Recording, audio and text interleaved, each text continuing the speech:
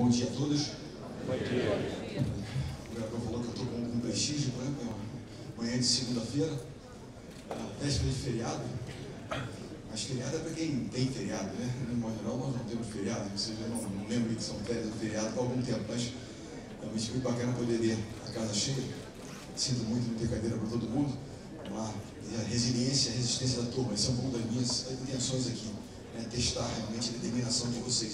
Vocês vão ter que ser determinados para permanecer aí em pé e focados aqui para a gente possa seguir. Mas para mim é uma honra poder estar aqui. Eu atendi prontamente a um chamado do governador para poder vir conversar com vocês. Trocar algumas ideias, compartilhar algumas experiências, né? E quem sabe com isso motivá-los a seguir fazendo aquilo que vocês têm feito de maneira tão bem feita. Acompanhei, fui ver números do governo, fui ver um pouco das ações, dos projetos que estão sendo não apenas implementados, mas desenvolvidos já, alguns com muito sucesso, né? E de modo geral não sou chamado para comemorar, chamado para cobrar, ou seja, apertar. O meu mantra é desafiar, colocar novas metas, e por isso o governador me chamou. Está muito bom o que nós fizemos até agora, mas nós temos que melhorar, temos 8 meses para entregar um pouco mais, então essa é um pouco da ideia da nossa manhã de hoje, entregar um pouco mais. Mas é uma honra estar aqui, porque eu não estou aqui para, obviamente não é a minha seara. Eu estive aqui há muitos anos, 10 anos atrás, conversando com professores da rede pública, com o vice-governador, falando das experiências mais interessantes que eu tive. E a primeira vez, né, eu almocei uma moqueca capixaba que eu não conhecia, então tive algumas experiências realmente muito interessantes aqui à época. E desde então, segui com atenção aquilo que vinha sendo desenvolvido aqui. E o que mais me admira é efetivamente o espírito de servidor. Eu costumo dizer que as pessoas muitas vezes veem, né, alguns cargos públicos como pessoas que ocupam esse cargo como entidades superiores, quando na realidade nós somos servidores. Eu me via como técnico da seleção brasileira como um servidor. Eu era uma ferramenta pela qual uma instituição pública, que é uma seleção brasileira, buscava resultados. E não apenas resultados, mas também dar o exemplo de um trabalho bem feito, que nós não vamos ganhar sempre. É verdade, mas nós vamos fazer o nosso melhor permanentemente, e era a forma que eu via de poder inspirar as pessoas com o meu trabalho no dia a dia.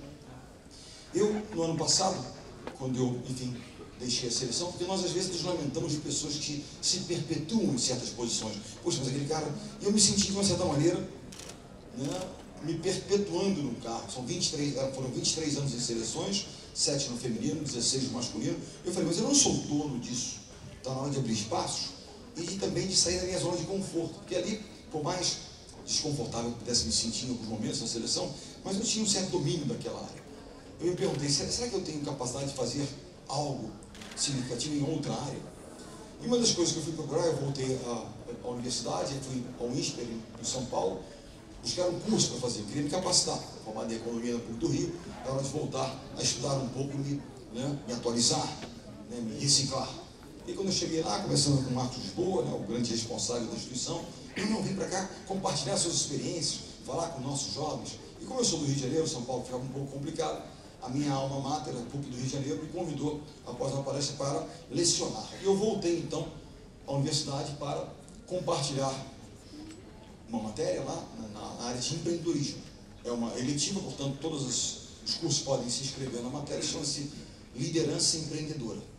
Eu acredito que a educação e o empreendedorismo são 2 pilares para o crescimento do nosso país, para o nosso futuro, efetivamente. Então, são conceitos, lições de liderança para jovens empreendedores. E como há jovens empreendedores? Então, dar a segurança de empreender, de montar equipes, liderar equipes, essa é um pouco da ideia. E ao voltar para a universidade, me deparei com um sistema diferente de aulas. Nos anos 80, quando me formei na faculdade, os professores vinham, né, entornavam, despejavam em nós a matéria, nós íamos para casa, estudávamos livros, no material didático, e, enfim, e voltavam para ser avaliados.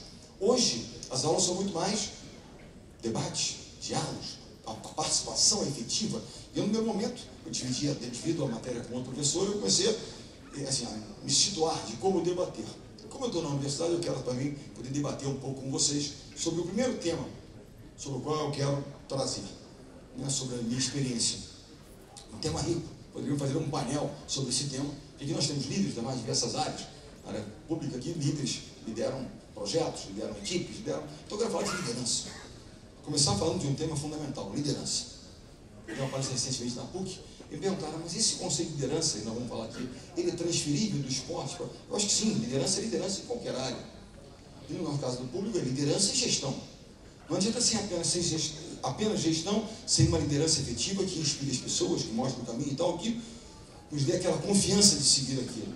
E não adianta apenas liderança sem gestão efetiva que gere eficiência, né? O retorno, entrega e tal, entrega tem que ter feito. Então, duas questões. Eu quero falar de liderança. Vou fazer uma pergunta a vocês. Vamos lá. Que skill, que capacidade, que valor um líder, uma pessoa tem que ter para que você o considere um líder? Aquela pessoa é um líder da nossa instituição, da nossa corporação, porque ele tem isso que me inspira.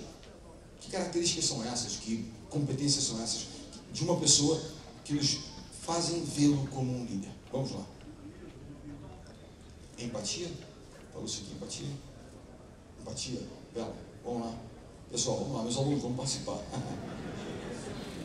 Conhecimento, energia, disciplina. Já volto lá que foi falado aqui. Guarda esse termo para mim, saindo aqui.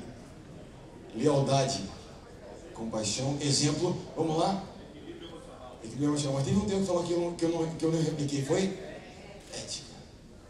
Porque nós falamos de conhecimento, de energia, de comprometimento, de compaixão, tudo isso é importante. E nós apreciamos líderes que têm essas características, mas sem ética, sem integridade, aquele cara integra, ele conhece matéria como ninguém, mas se ele não é ético, ele não gera a confiança necessária, e certamente ele não pode liderar. E essa é a grande questão, e esse é o grande pilar sobre o qual se constrói qualquer instituição de sucesso consistente, onde há líderes éticos. E quando hoje nós nos lamentamos a respeito da ausência de lideranças, nós estamos exatamente discutindo, nos lamentando da falta de um comportamento minimamente ético e moral. Eu não estou aqui para fazer, mas simplesmente para que nós pensemos e reflitamos sobre isso efetivamente. Essa é a base, o pilar de sustentação de qualquer líder.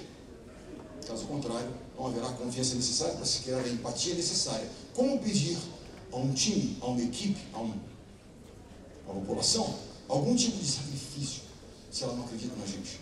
Como é que eu pedir a um time meu que acorde mais cedo, que treine mais duro, que abra mão de alguns dos seus, entre aspas, benefícios, se eles não me veem como uma pessoa ética, justa, de comportamento correto? Então essas são questões importantes e essa é a essência, é o pilar sobre o qual se constrói tudo isso. Há um pensamento, uma frase de Peter Drucker. Peter Drucker é o pai da legislação moderna, um austríaco de nascimento, radicado nos Estados Unidos, que ele diz o seguinte: há três coisas que acontecem naturalmente em qualquer instituição, seja no Estado, seja numa corporação militar, seja num time de voleibol. Primeiro, atritos. Atritos vão acontecer naturalmente, não precisa ninguém fazer força que atritos acontecem. Segundo, confusão. Se eu não atribuo corretamente as funções, as posições e tal, vai ter confusão. Para onde é que nós vamos? Que estratégia vamos usar? Confusão. E terceiro, queda de desempenho. Acontecem naturalmente, sem ninguém precisar fazer força. Para todo o resto, eu preciso de liderança. Para que a gente tenha um desempenho correto, para que a gente evite fricções e atritos desnecessários, para que não haja confusão, porque existe uma disciplina, existe uma linha de trabalho, uma estratégia correta, bem comunicada e bem aceita, né, por todos, construída por todos. Essa é a essência da história. E Peter Drucker, na minha opinião, faz. Essa é uma foto interessante, porque eu gosto de esporte, eu quero trazer histórias do esporte para que a gente pense um pouco, para extrapolar um pouco para o nosso dia a dia. Essa fotografia traz um senhor aqui no meio chamado Coach K. Coach K é um treinador de basquetebol que hoje leciona, já há muitos anos já leciona na Universidade de Duke, continua lá, um grande campeão, um dos maiores campeões da história do esporte, do basquetebol norte-americano, universitário. E essa foto ela traz para mim pontos que são fundamentais de um líder. Primeiro, o líder ele bate metas, porque com a sua eficiência, com uma boa equipe, etc., com o seu conhecimento, ele vai entregar resultados. Com o seu time, se não tiver um time, nós não vamos entregar fazendo a coisa certa. Eu, alguns anos atrás, fui convidado a participar de uma reunião. Nós tínhamos um quórum com esse número de pessoas, algumas centenas de pessoas, e eu era a senha número 500, eram 500 pessoas, a minha era 500, eu não sentei, fiquei em pé na última fila lá, perto da parede. Estava vendo uma avaliação da gestão de um determinado servidor público, de grande relevância no meu estado. E aí falou-se de números, entregas na área X ali, e os números eram bons, desempenho bons. Em determinado momento, alguém lá na frente, eu estava lá atrás, no auditório lá atrás, assim, perto da porta, alguém perguntou, mas alguém disse, os números são bons, os índices são bons, os parâmetros de avaliação são ok, mas Eu duvido das práticas.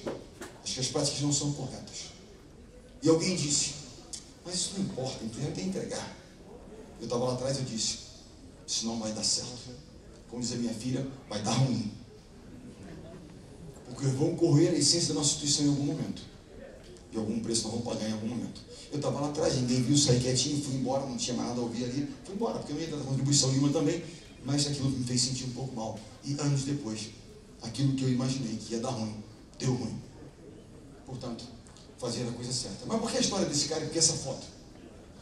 Em 2004, quando nós ganhamos o ouro olímpico em Atenas, o voleibol ganhou o ouro olímpico em Atenas, a seleção norte-americana de basquetebol, que é o Dream Team, que é um time imbatível, realmente eles completos, são praticamente imbatíveis, eles perdem a semifinal olímpica para a Argentina, que tinha um bom time, mas nada comparado aos astros norte-americanos.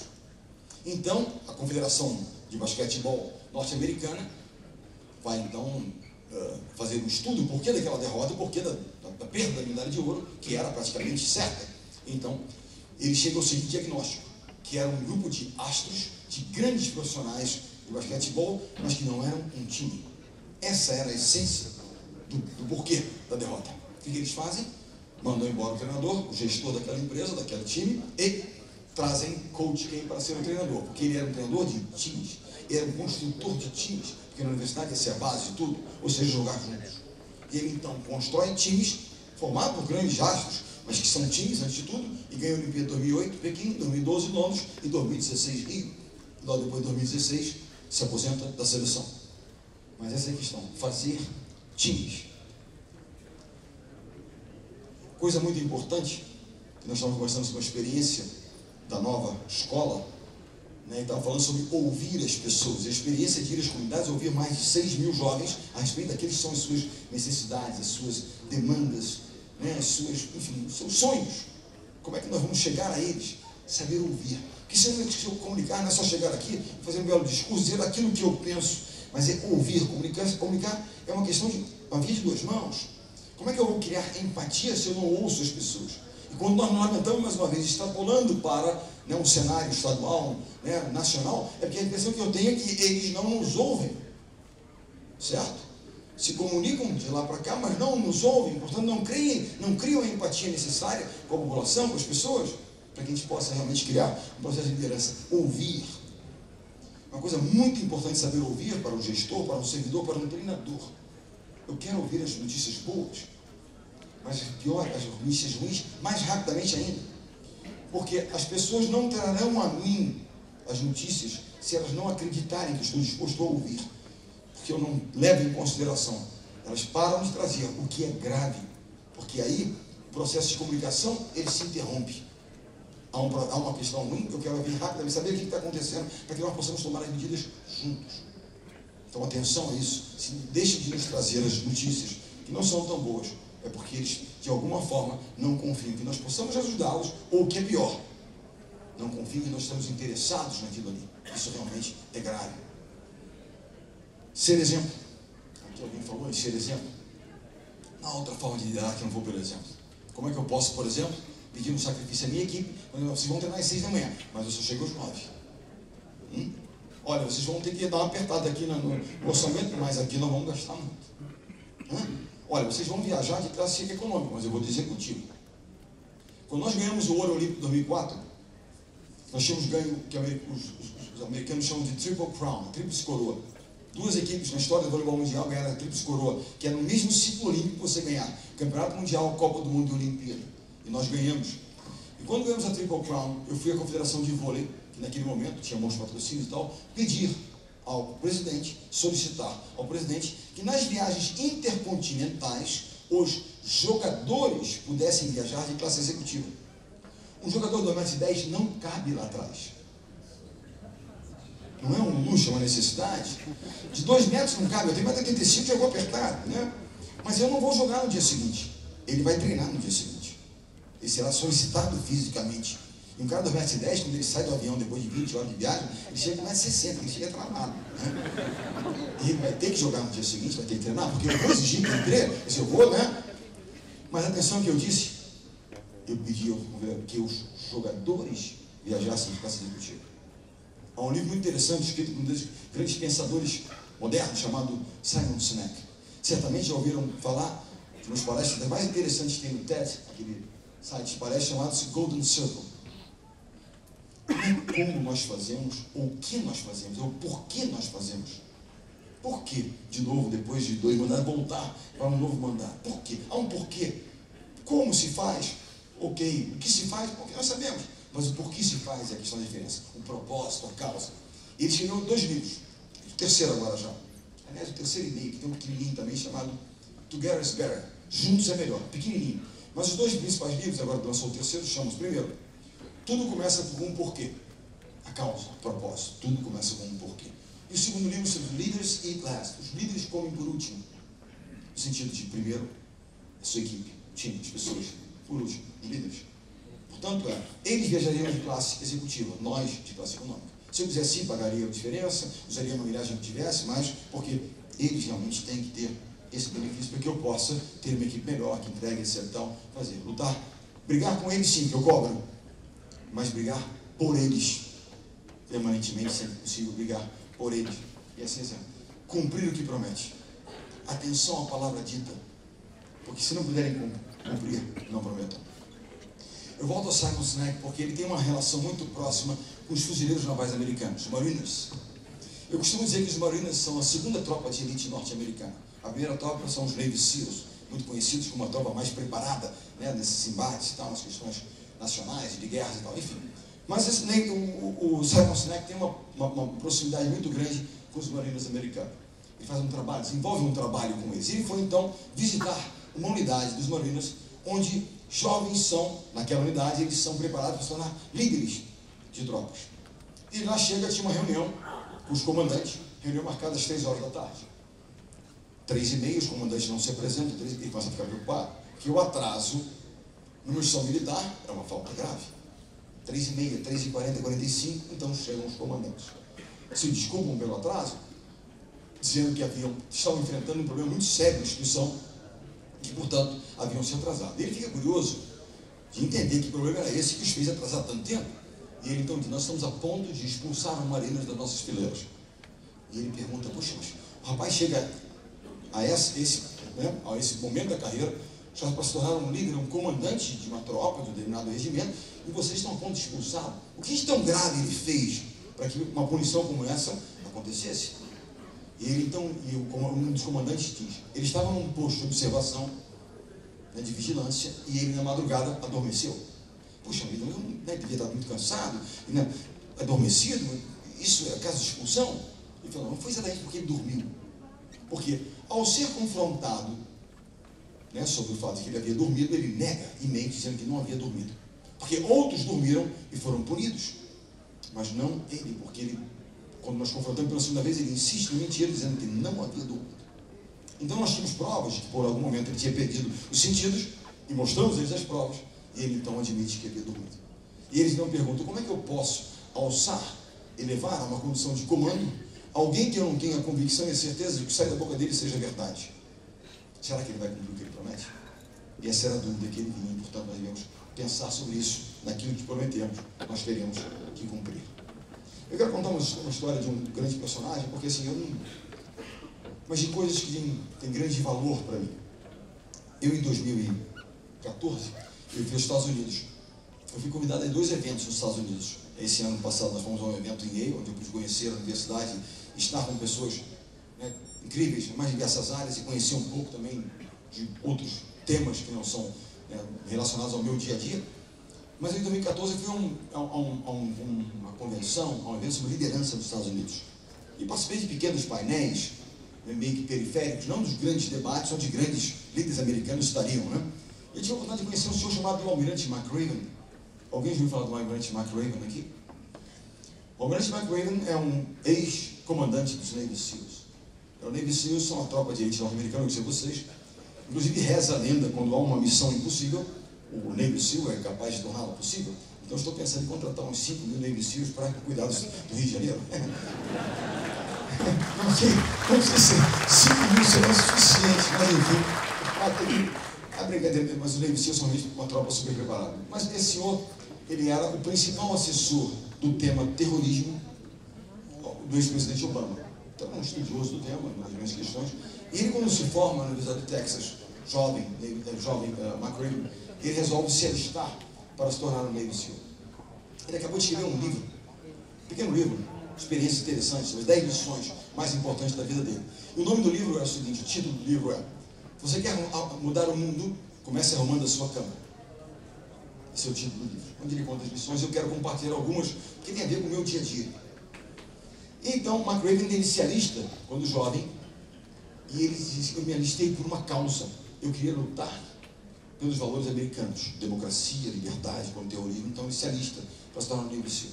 Se tornar um Navy SEAL é um processo extremamente duro, difícil, nível de exigência lá em cima. Você tem noção? Ele se alista numa turma de 160 jovens, dos quais apenas 30 e poucos concluem o curso inicial. Ou seja, é uma peneira realmente duro, fisicamente, emocionalmente e tal.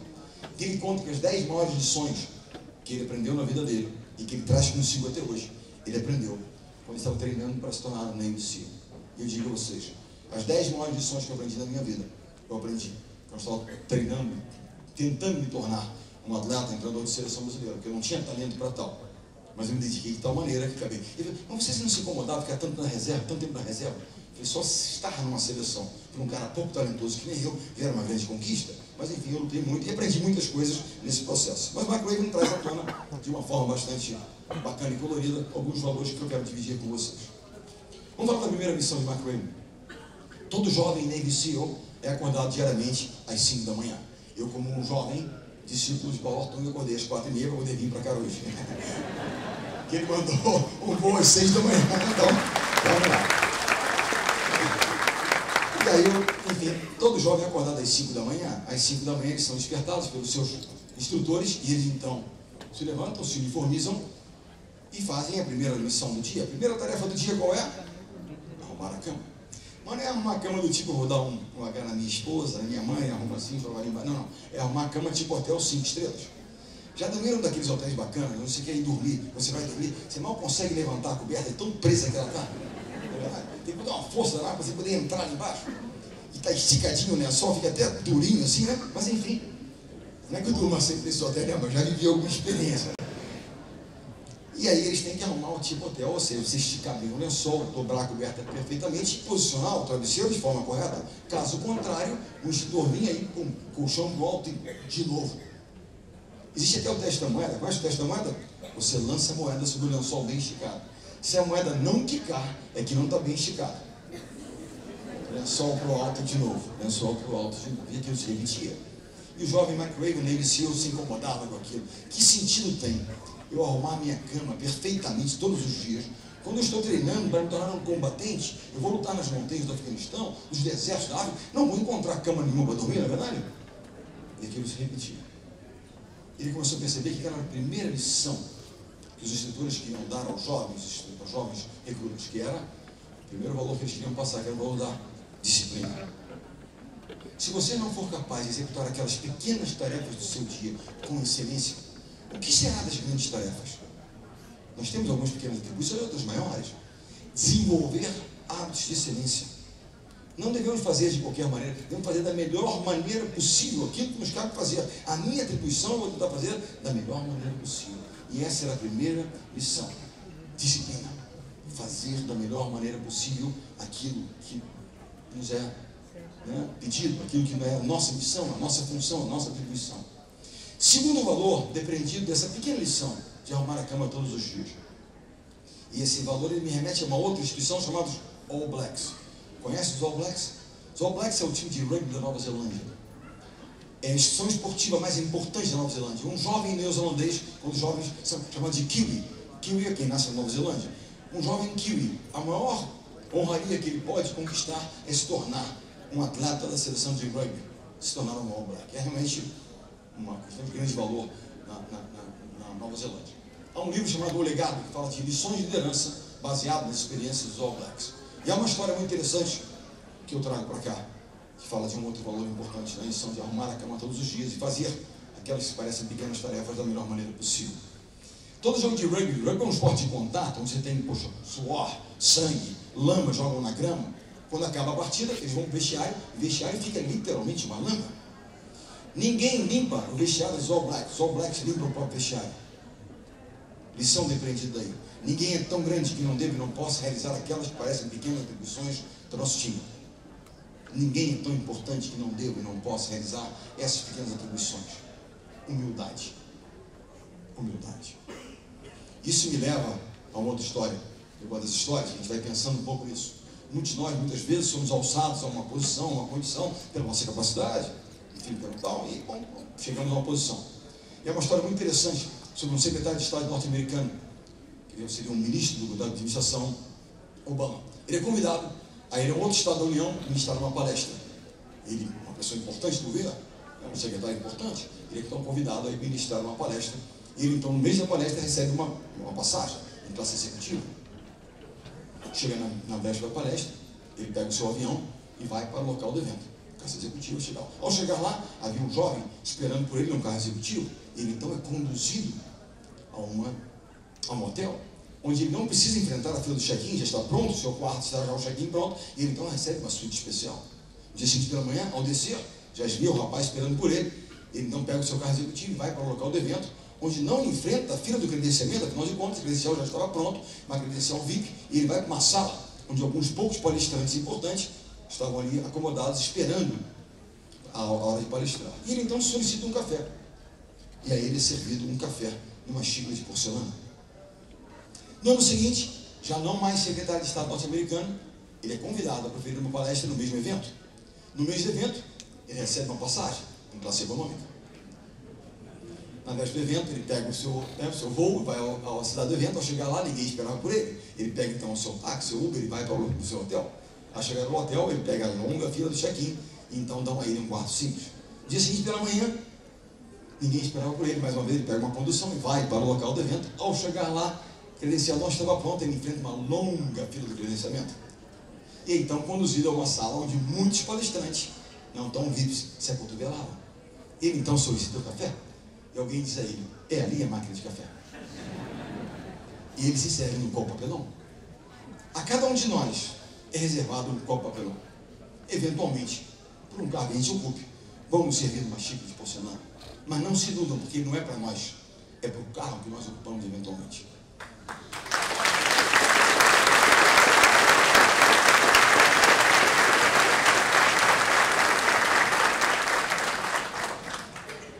Lições de Mark Twain.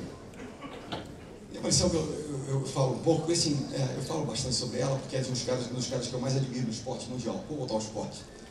Aqui alguém gosta de futebol americano? Futebol americano tem um time do New England Patriots, que é um dos meus favoritos. E tem um cara chamado Tom Brady. Conhecem o Tom Brady? As meninas gostam do Tom Brady. Nós preferimos a esposa dele, que é a Gisele Bündchen. Eu estudo muito Tom Brady. Vou dizer por que eu estudo. É um tema de estudos que eu estudo profundamente Tom Brady, porque o cara se tornou um dos maiores campeões do esporte americano e casou com a Gisele Bündchen. O cara é o cara. Ele tem alguns segredos, não precisamos detectar. Mas o fato é que Tom Brady, a história do Tom Brady é uma história interessante. Depois dei uma olhada em alguns livros sobre ele, mas ele escreveu recentemente, mas o mais interessante é a história de como ele foi recrutado.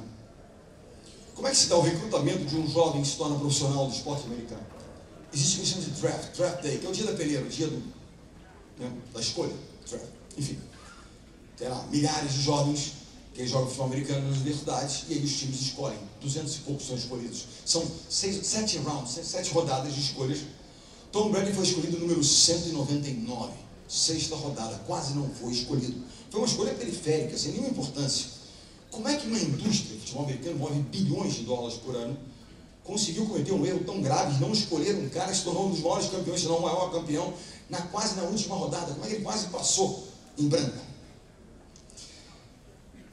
Voltando um pouco à lição dos Navy Seals, que tem a ver com isso, todos os jovens, quando chegam lá, imaginam que para se tornar um Navy Seal, o cara tem que ser muito grande, muito forte. Esses superatletas se tornarão rapidamente Navy Seals. Não é fato. Eles dizem: nunca meçam as pessoas pelo tamanho dos seus pés de patos, porque eles usam pés de patos para nadar. E aí eu volto a Tom Brady, que tem uma lição exatamente essa.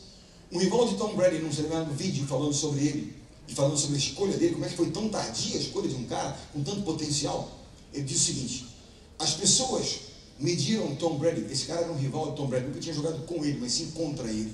Dizia o seguinte: as pessoas mediram Tom Brady de fora para dentro. Se ele era rápido, se ele era forte, se ele resistia nas pancadas, se ele era preciso. Esqueceram de medi-lo de dentro para fora. Qual era o tamanho do coração daquele cara? Quanto ele estaria disposto a dar pela nossa causa? E essa é a grande força de Tom Brady, segundo o seu rival. Não meça a pessoa pelo tamanho dos seus pés de patos, se ele é grande, se ele é rápido, meça pelo tamanho do seu coração, quanto ele é resiliente, quanto ele vai resistir na pressão, quanto ele vai nos entregar efetivamente no momento de dificuldade. É esse tipo de gente que nós queremos ao nosso lado, nas batalhas que nós vamos travar, de qualquer natureza. Outra lição daí, que vem a ver com lições que nós passamos no nosso dia de quem aqui nunca pensou assim, puxa vida, a vida não é justa.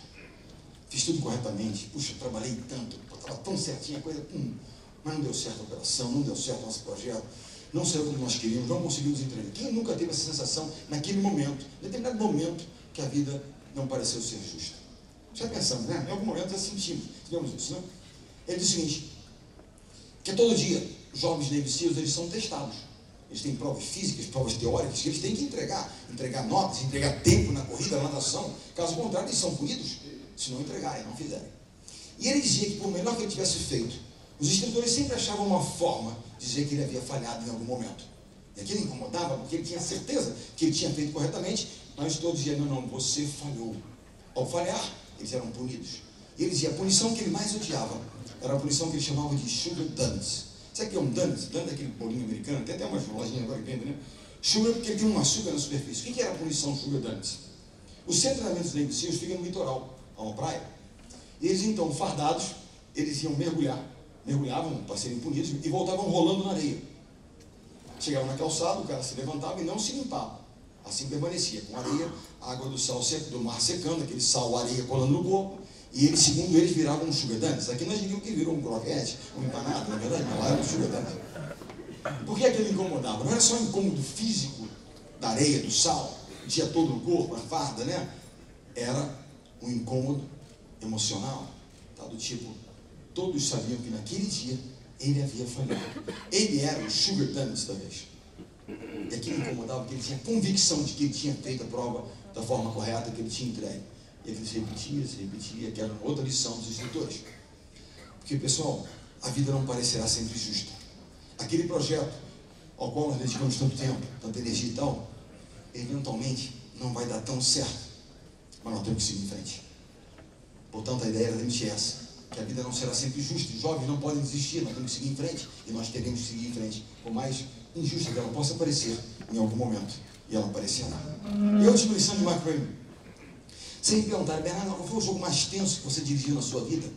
Eu falei, nunca houve jogos tensos, eu sou um cara muito tranquilo, não tem intenção. Mas enfim, olha, vou falar de um jogo tenso.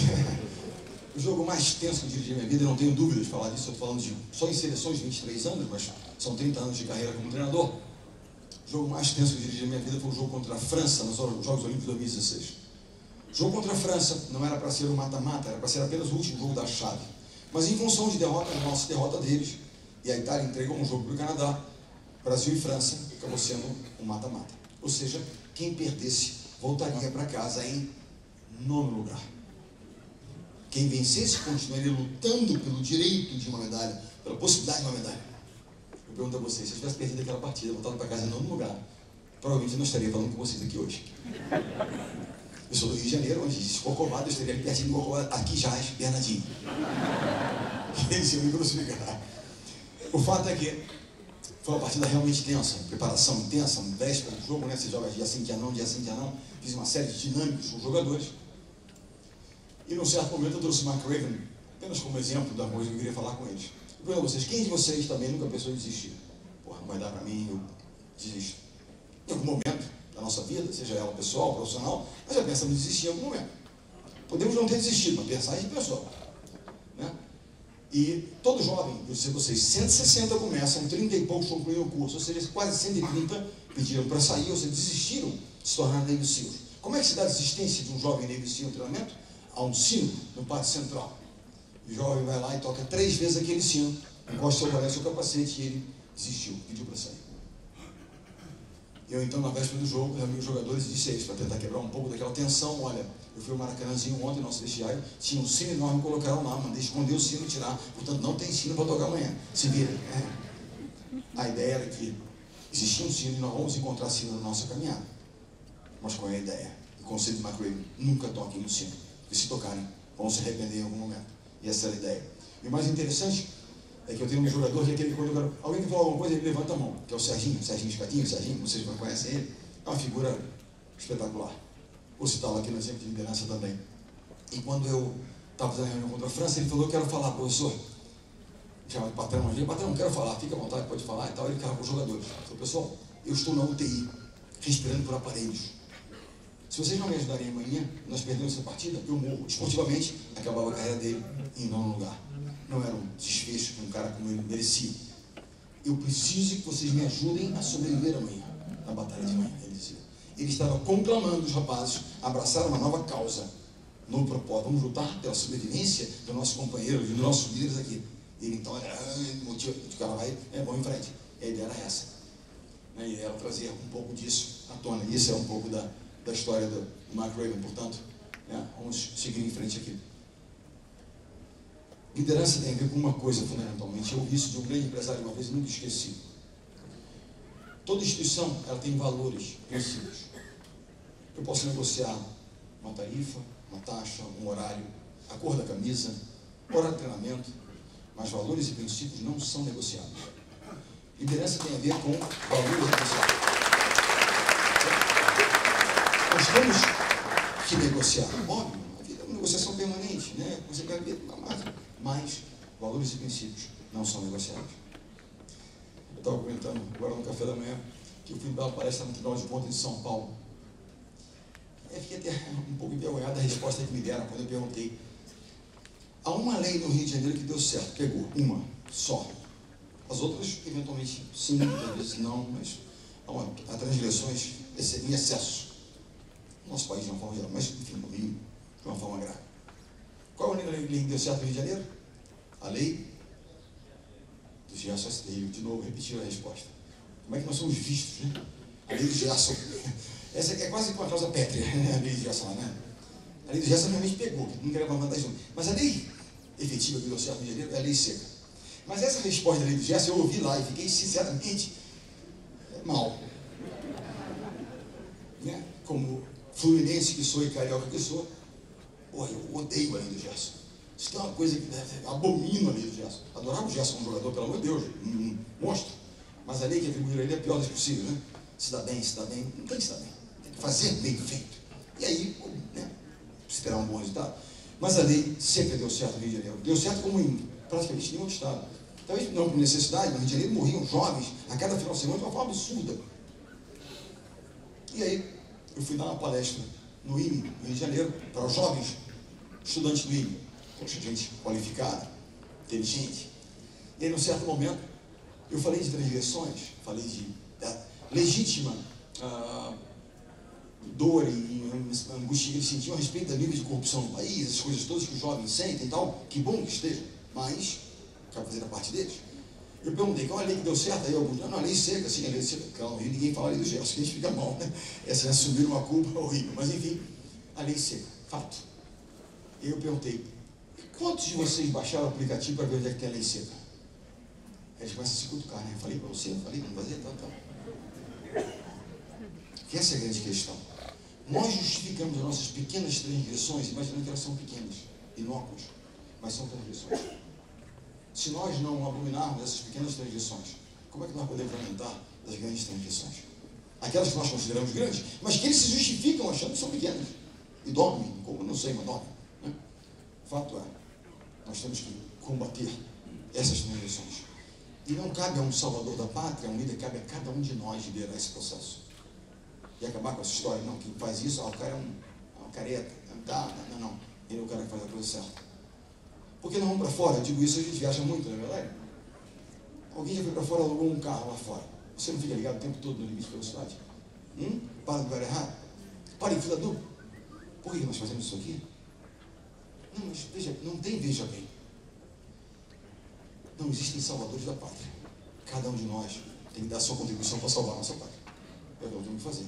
Portanto, vamos ser guardiões dos valores essenciais, dos nossos princípios, e não permitir transgressões, cada um de nós. O líder não tem que ser perfeito, nem ele é perfeito. Ele tem que ser aquilo que ele diz que ele é. Nós temos que ser aquilo que nós dizemos que somos, para que a gente possa realmente liderar as pessoas. Eu quero contar uma história de um cara, que é uma história de liderança muito interessante.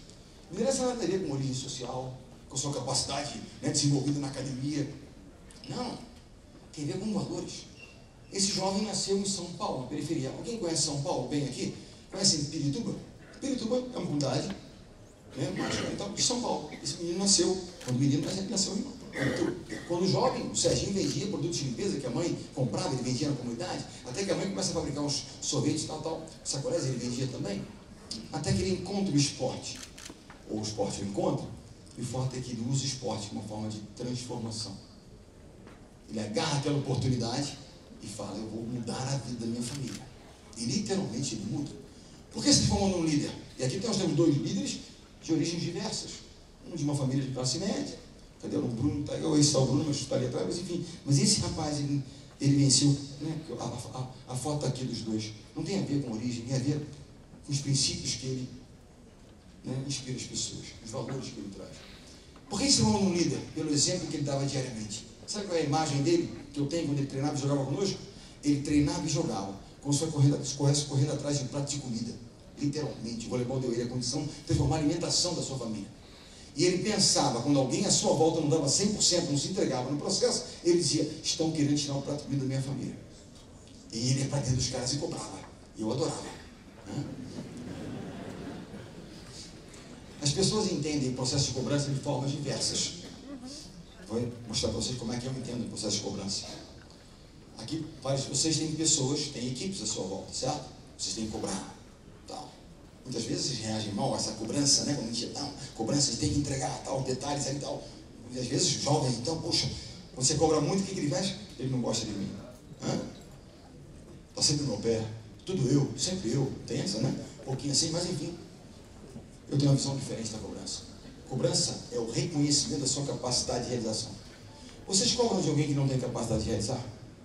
É desperdício de tempo, de energia? Só cobra de alguém que tem capacidade de. A cobrança nada mais tem a ver do que com o reconhecimento da sua capacidade. E nós cobramos, porque a gente entende que as pessoas têm capacidade, caso contrário, é desperdício. Ele se transformou num líder pelo exemplo. Olha que interessante. Vamos falar de motivação. Quais são os pilares de motivação? Por que as pessoas se motivam a fazer aquilo que delas se espera?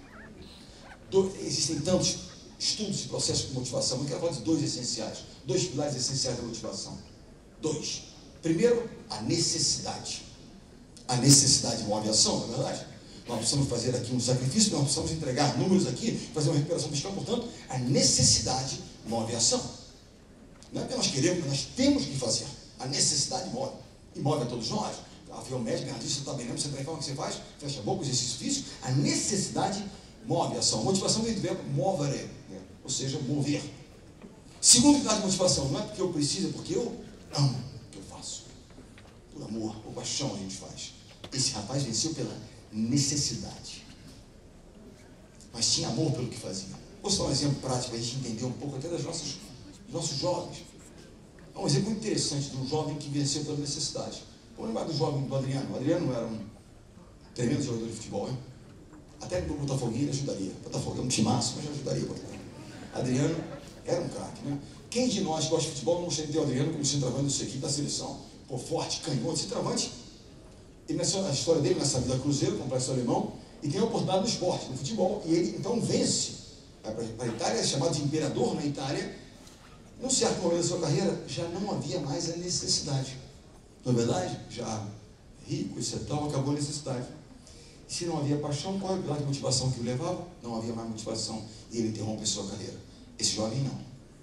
Ele venceu pela necessidade, mas ele tinha amor pelo que ele fazia. Ele continuou aos 41 anos lutando pelo seu time, pelo seu causa, etc. Tal, porque ele tinha amor. Eu não falo isso do Adriano como crítica de forma alguma, é para entender o processo, para que a gente possa entender de alguma forma, ir de encontro ao processo de motivação dos nossos jovens. Como esses jovens encontraram no esporte uma forma, há tantas outras, mas o esporte certamente é uma forma de dar disciplina, de orientar, de trabalhar em equipe, de respeitar as regras, uma série de coisas são importantes no processo de formação desses nossos jovens. Terceiro fato importante em relação a esse jovem, Qual é a função dele? Ele é um líbero, certo? Líbero não faz pontos. Líbero não é protagonista. Líbero é back-office, é suporte. Ele foi eleito o melhor jogador do mundo em 2009, 2016. Não o melhor líbero. Significa a valorização de todas as funções. Todos são importantes nesse processo. Mesmo aquele que não faz pontos, mas que é importante para que alguém faça o ponto. E essa era a atribuição do Sérgio. Eu quero falar de time. Eu quero contar uma história para vocês. Uma história que eu quero falar de 16 anos, não de 27, de uma forma. Não falar de vitórias e derrotas, ganhou aqui, não. Falar de lições. Lições importantes. Esse é o primeiro ciclo com o qual eu me deparo. Eu chego à seleção em 2001 e nossa instituição, a seleção de voleibol, era o 6º ranqueado no ranking mundial. 6º. Qual era a nossa intenção? Chegar ao topo, em todos os parâmetros. Mas eu queria chegar ao topo como um time. E nós começamos então a trabalhar, 2001. Agora, eu me deparo com um ciclo interessante, diferente, com que essa gestão chegou aqui em 2014. Por quê? A situação do Estado não era boa e, para agravar a situação, o país viveu uma das crises mais profundas que podia haver. Ou seja, o cenário macroeconômico era o mais desfavorável. O meu não. O meu era uma grande oportunidade, porque existia talento. O meu cenário macroeconômico quando eu cheguei à seleção era extremamente favorável. Eu tinha condições macroeconômicas excelentes quando eu cheguei à seleção. Talento à disposição, associado a processo, planejamento, disciplina, aceleração. 2001, 6º colocado. Aí fomos ganhando 2001, 2002 mundial, 2003, ascendemos em 2003, julho de 2003, a liderança do ranking mundial, de onde nunca saímos. Desde julho de 2003, nós estamos em 2018, o Brasil continua. Não é ganhar sempre, mas é resultados de excelência. Primeiro, segundo, primeiro, sempre por ali. E o time continua. Agora, a grande lição que depende daqui é a seguinte, é a grande preocupação. Chegamos lá depois de 4 anos de mandato. Topo do ranking mundial, campeões olímpicos mundiais, Copa do Mundo, Triple Crown. Chegamos lá. É mais difícil chegar lá ou se manter lá? E a grande questão é, chegamos lá, sangramos, fizemos. Agora, vamos dar uma relaxada, afinal de contas. Para construir, 4 anos não são necessários, não são suficientes muitas vezes. Para destruir e sair de lá, 2 meses de disciplina fiscal, de disciplina de qualquer natureza, de falta de treinamento, de processo indo para o espaço, nós vamos certamente entregar. Estarem naquele processo. Basta um pouquinho de desatenção para que a gente perca aquilo que a gente conquistou ao longo de tanto tempo de batalha. Isso serve para todos nós. E essa era a grande questão que se colocava naquele momento. Como manter aquele time vencendo. Porque é um agravante no nosso caso, em alguns dos casos, que a gente começa a ser osanado pela imprensa. Não, agora os caras são os mitos imbatíveis e tal. E aí começam a haver dúvidas em relação à necessidade de uma disciplina tão rígida como nós impusemos lá atrás. E começam a contestar. E a grande questão é essa. Chegamos nesse ponto, o grande teste é esse. Encontramos sucesso, chegamos lá. O que nós vamos fazer agora? Continuamos trabalhando, ganhamos mundial, ligas mundiais, Copa do Mundo. E 4 anos depois, quase. Olhem essa foto. Perdão. Essa foto. Comparem com essa foto. Essa foto é a foto do funeral de um parente próximo da equipe. Fomos levar flores vermelhas, tudo. Isso aqui é uma foto da prata olímpica de Pequim. Quem de vocês não vibrou com a prata olímpica do Jake Paul? Foi espetacular. Ele tinha caído de costas, tinha caído de frente, tinha caído e ganhou uma prata olímpica, não foi maravilhoso? O menino do tiro, Felipe Vô, do Paraná, ganhou uma prata, a primeira medalha de 2016, foi o menino. O menino da canoagem, o Zaquias, fenomenal, de uma cidadezinha do interior da Bahia, com um bronze e uma prata, que espetáculo. Mas não do vôlei. Sabe qual é a impressão que eu tenho quando eu olho para o Espírito Santo? De vocês se espera um novo ouro. Mas lembre-se de uma coisa, o sucesso passado não garante nada a vocês no futuro. Apenas expectativas e responsabilidades. É isso. E foi isso que nós vivemos. Expectativas e responsabilidades em si. Portanto, um segundo lugar gerava esse tipo de sensação. Claro que historicamente você fala, poxa, uma prata, um ouro, que espetáculo.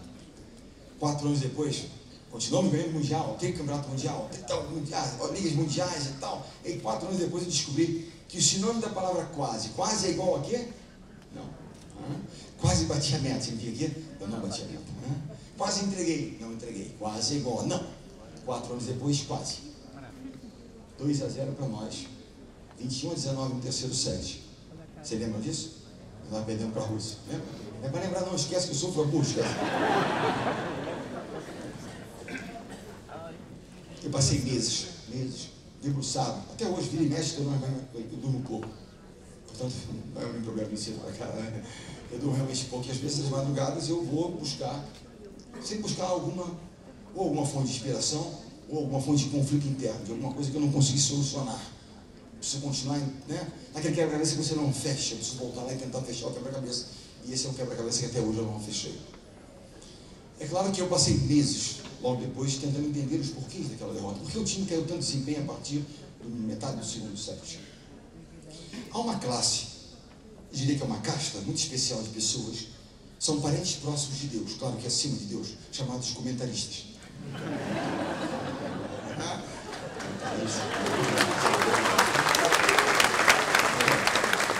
Comentarista é o famoso engenheiro de obra pronta, né? Colunista, comentarista, tudo aí. Estou até pensando, porque pessoal, o microfone aceita tudo, a apresentação também, o mercado não. Tem que voltar lá e entregar. E tem que combinar com os justos lá, né? Mas enfim, o fato é que eu continuo aí no mercado tentando entregar, né? Mas é interessante, eu quero fazer esse parênteses, eu sou amigo de muitos deles, por favor, mas eles são um pouquinho assim mesmo. Mas o fato é que eles em 15 minutos diagnosticaram a razão daquela derrota. Porque o técnico da Rússia mudou o gigante Muziek de posição e aquilo deu um nó tático no Bernardinho. Estou tentando até hoje desatar o nó sem sucesso. Eu passei meses tentando entender o porquê daquela derrota. Realmente não era aquela razão, era um elemento, mas a razão era outra. E eu cheguei à seguinte conclusão, que o fator que mais influenciou a nossa queda de rendimento foi a falta de vigor físico.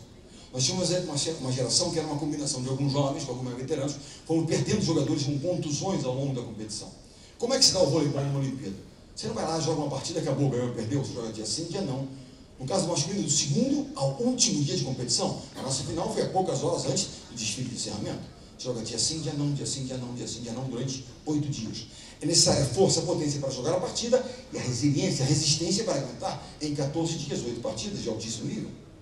Eu vou fazer uma pergunta a vocês sobre aprendizado. Que isso é um percalço, é uma derrota. E a única forma de nós aprendermos com derrotas, com percalços, com ações não bem-sucedidas, a única forma é dando o primeiro passo. O primeiro passo é assumindo responsabilidades. Nós somos um país onde se assume poucas responsabilidades. De modo geral, a culpa é a China não cresceu, o governo federal não tal, mas tem sempre alguma coisa. E nós assumimos pouco. Assumir responsabilidade. Vou fazer uma pergunta a vocês em relação a aprendizados. A gente tem que assumir responsabilidade para entender as verdadeiras razões pelas quais perdemos. Por que aquele projeto não deu certo? Nós temos alguma parcela naquela história. Qual foi o corte mais difícil que essa pior atribuição? Porque um líder, ele recruta pessoas. Ele acomoda as pessoas na posição correta, ele ajuda no desenvolvimento e muitas vezes ele tem que desligar as pessoas, que é horrível, mas faz parte do processo. Qual foi o corte mais difícil que eu já fiz? Vamos lá, corte mais difícil. Foi o do Ricardinho. Concorda, Ricardinho? Quem não concorda, levanta o braço. Opa! Do Henrique. Perdeu, mas tá valendo. Mostra que você entende de vôlei, que foi o primeiro duro. Aquele lá foi duro, 2004. Esse foi o terceiro lugar. O segundo lugar foi Ricardinho, mas o mais duro foi o quarto do Murilo, 2016. É quem foi menos polêmico. Porque a imprensa já não tinha mais onde polemizar, já estavam batendo a gente muito, mas o Ricardinho virou uma polêmica nacional, não é verdade? Eu fui acusado de autoritário, nepotista, e assim vai. Desequilibrado, sendo que é o dono, cortou mal o jogador, tudo que vocês possam imaginar, eu fui acusado. Então eu pergunto a vocês, se vocês acham, coisa de common sense, bom senso, se vocês acham que se eu tivesse tomado uma medida tão injusta, tão incoerente, com o fator nepotismo envolvido, o restante da equipe teria continuado a lutar por mim, pelos meus ideais, me aceitado como líder por tanto tempo? Ou teria me rifado na condição de líder? Esse cara não me representa. Isso é simples de ver. Quando eu comuniquei para o Ricardinho, eu perguntei, alguém quer falar alguma coisa? Quem pediu a palavra? Serginho, patrão, quero dizer o seguinte, se eu não tivesse feito nada, eu estaria pé da vida com você. Já esperava que eu fizesse alguma coisa. Porque é o líder, infelizmente, mas de forma certa, não cabe fazer aquilo que é conveniente. Vamos fazer isso que é conveniente, porque aí quem vai reclamar, o pessoal não vai lá queimar um pneu, não vai lá bater em você na imprensa. Cabe fazer aquilo que é certo. E o que é certo nem sempre é popular. É difícil.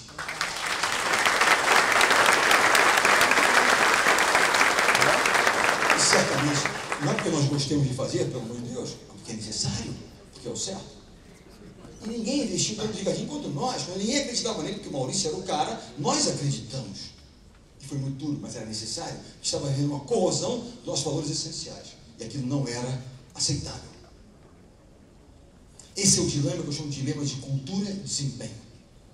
Você promove alguém que tem um bom desempenho, mas que não é aderente à nossa cultura. Ou promove aquele que tem uma cultura que o desempenho não é ainda tão bom, mas tem os valores absolutamente alinhados ao nosso. Ele vai melhorar o desempenho. É muito mais difícil você mudar a cultura das pessoas, a cultura de uma instituição, do que o seu desempenho. Desempenho, com mecanismos, ferramentas, você consegue. Pegamos uma empresa, por algum motivo de mercado está meio asfixiada, mas é que a cultura, aquela empresa tem uma cultura forte, certa, bons valores, você vai conseguir reverter aquela situação. Mas pega uma empresa que tem um bom desempenho, mas com a cultura muito frágil. No primeiro engajo, ela quebra. E você mudar aquela história é extremamente complicado. E eu digo a vocês, eu tive uma experiência prática, porque anos depois, não era para se tornar uma briga de dimensões nacionais. Eu vou voltar um pouquinho, tá? Da questão do Ricardinho. Mas a imprensa fez tanto auê, que se tornou uma questão nacional. Foi na nacional, vira nacional. Não foi fantástico só não, foi só nacional. E aí ficou. Mas anos depois, cara, não tem sentido. Reaproximação, tentar conversar, vamos botar. Ele volta em 2012 para a Olimpíada de Londres. Começando a preparação, ele como titular, o Bruno na reserva, perdeu o primeiro jogo da preparação. Ok, segundo jogo, 2-0 adversário, o Bruno entra, a gente ganha, vira 3-2. Terceiro jogo, Ricardinho parte de novo titular. Perdemos o jogo. Quarto jogo, botei o Bruno titular, ganhamos o jogo. Preparação ainda. Quando acabou o quarto jogo, Bruno como titular, Ricardinho vira para mim, eu não quero continuar não, porque no banco eu não fico. Eu aprendi ali, que 6 anos depois, na volta dele, 5 anos depois, a cultura não havia mudado. Isso não é uma crítica a ele, pessoal do tipo, não é ser má pessoa, pelo amor de Deus, não é julgamento de caráter. Seus valores, ele é um cara mais individualista, o outro é mais coletivo. Não é, sinceramente, de forma alguma, eu gosto muito dele. Mas é um cara complexo para trabalhar em time. Fato. Acabou, é só isso. Mas por que a cultura, por que o corre do Murilo foi mais difícil? Eu disse a vocês que eu, segundo a minha avaliação, a causa do insucesso relativo desse projeto foi a falta de vigor físico. Eu precisava melhorar. Eu não podia, num novo projeto, repetir aquele erro. Certo? Nós jogamos uma competição antes das Olimpíadas 2016, que foi a Liga Mundial. 13 jogos em 30 dias. O Murilo jogou 2 desses 13 jogos e se contundiu nos 2. Ele teria condições, 10 dias depois de terminar a Liga Mundial, de jogar uma Olimpíada, 8 jogos em 14 dias? Não. Era duro, mas era o que tinha que ser feito. E foi feito. Você acompanha um pouquinho de voleibol, o Murilo agora joga de líbero, porque fisicamente ele não consegue mais jogar ponteiro. E torço, com todas as minhas forças, e ele está convocado, que ele seja um líbero na próxima Olimpíada, porque ele merece estar lá e ganhar outra medalha. Mas o fato é que aquilo que tinha que ser feito, mais duro que ser. Podia ser muito mais cômodo mandar um jovem embora que ninguém sabia nem quem era, e ficar por isso mesmo. Mas não era o certo a ser feito. O certo a ser feito era aquilo mais duro que pudesse ser, e foi duro. Você sabe que eu tenho 7 medalhas olímpicas, na verdade eu tenho uma medalha olímpica como jogador. Nós treinamos até aqui, Espírito Santo na época, em 80 e pouco, já antes da Olimpíada de 84. Mas nós outras temos 6 medalhas como treinador. São réplicas, porque o treinador não ganha medalha. Né? São réplicas apenas. E se eu tivesse ganho uma medalha, eu daria a ele, porque ele merecia aquela medalha. Mais do que qualquer um outro. Mas infelizmente eu não ganho, portanto, ele não vai aceitar uma réplica. Então, fica por isso mesmo, né? 16 anos depois, cheguei à seguinte conclusão: que o vencedor é apenas o perdedor que tentou mais uma vez. E quem é que nunca vai perder? Quem nunca jogar. Quem é que nunca vai errar? Quem nunca fizer. Não é verdade? O interessante dessa geração foi uma geração que não tocou o sino, foi a geração mais resiliente. Talvez no cenário econômico, no cenário macroeconômico menos favorável, não é que não seja uma boa geração, por favor, mas comparada à anterior, menos talentosa, nós conquistamos a medalha mais difícil, mais improvável nas Olimpíadas no Rio de Janeiro. Isso é uma pressão enorme. E eles não desistiram. Venceram porque foram um time resiliente, brigando por uma causa, muito mais do que qualquer outra coisa do que talento. Foi a causa, preparação. Por quê? E um time, efetivamente, venceu. E pergunta muito sobre sucesso, como se eu soubesse qual seria o sucesso. Mas para onde quer que eu olhe, que eu me depare com pessoas de sucesso, instituições de sucesso, eu vou sempre encontrar alguma dose de talento, certamente é talento, que eu não sei antes quanto é, e muita determinação. Determinação, obstinação, capacidade de superação. Quem vocês conhecem sem esse tributo conseguem resultados ao longo do tempo? Determinação e talento geram grandes resultados. Quando eu encontro alguém extremamente determinado, extremamente talentoso, vamos deparar com ícones. Michael Jordan, Ayrton Senna, Pelé, Robert Shine, Torben Grael, talentosos, determinados, ícones. E quando eu encontro alguém muito talentoso e zero determinação, vamos deparar com o quê? Frustração.